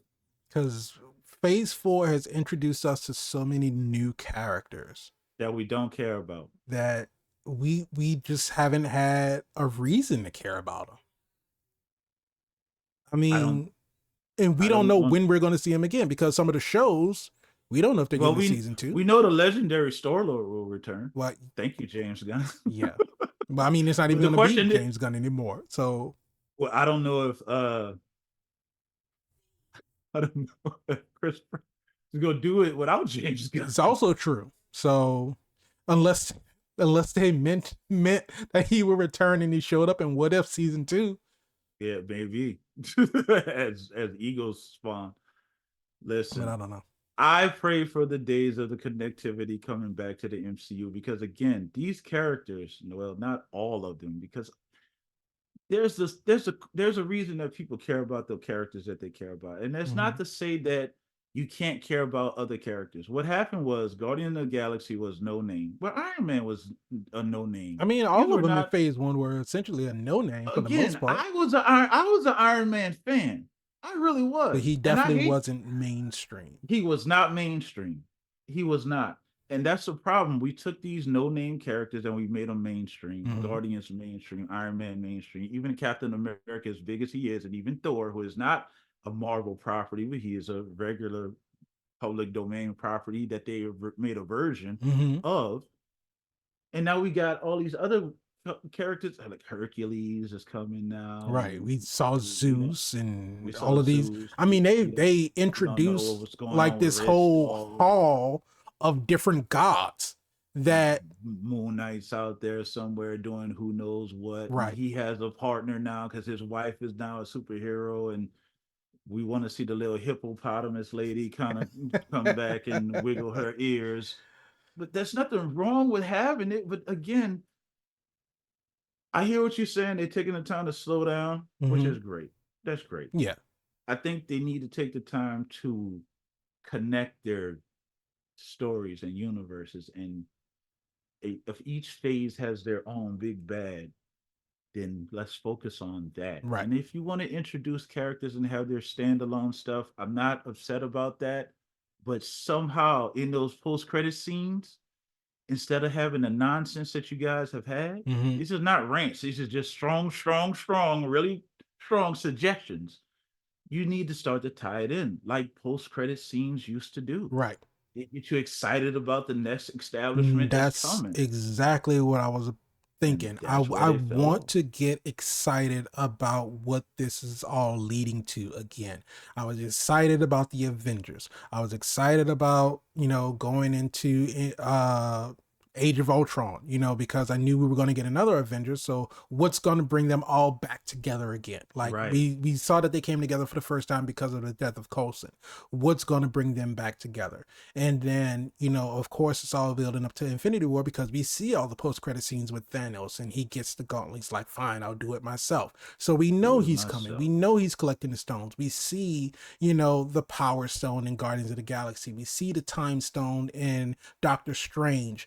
We see the Mind Stone come out of the staff in Age of Ultron, literally tying one Avengers movie to another Avengers movie, because the whole thing was about either protecting Vision to make sure that Thanos does not get the Mind Stone, because Vision is just that important. And after all of that was said and done, of course, Infinity War happens. Just like, okay, well, shit, we know that this is part one of a 2-part movie. Now we're anticipating what's going to happen in Endgame. We got Endgame.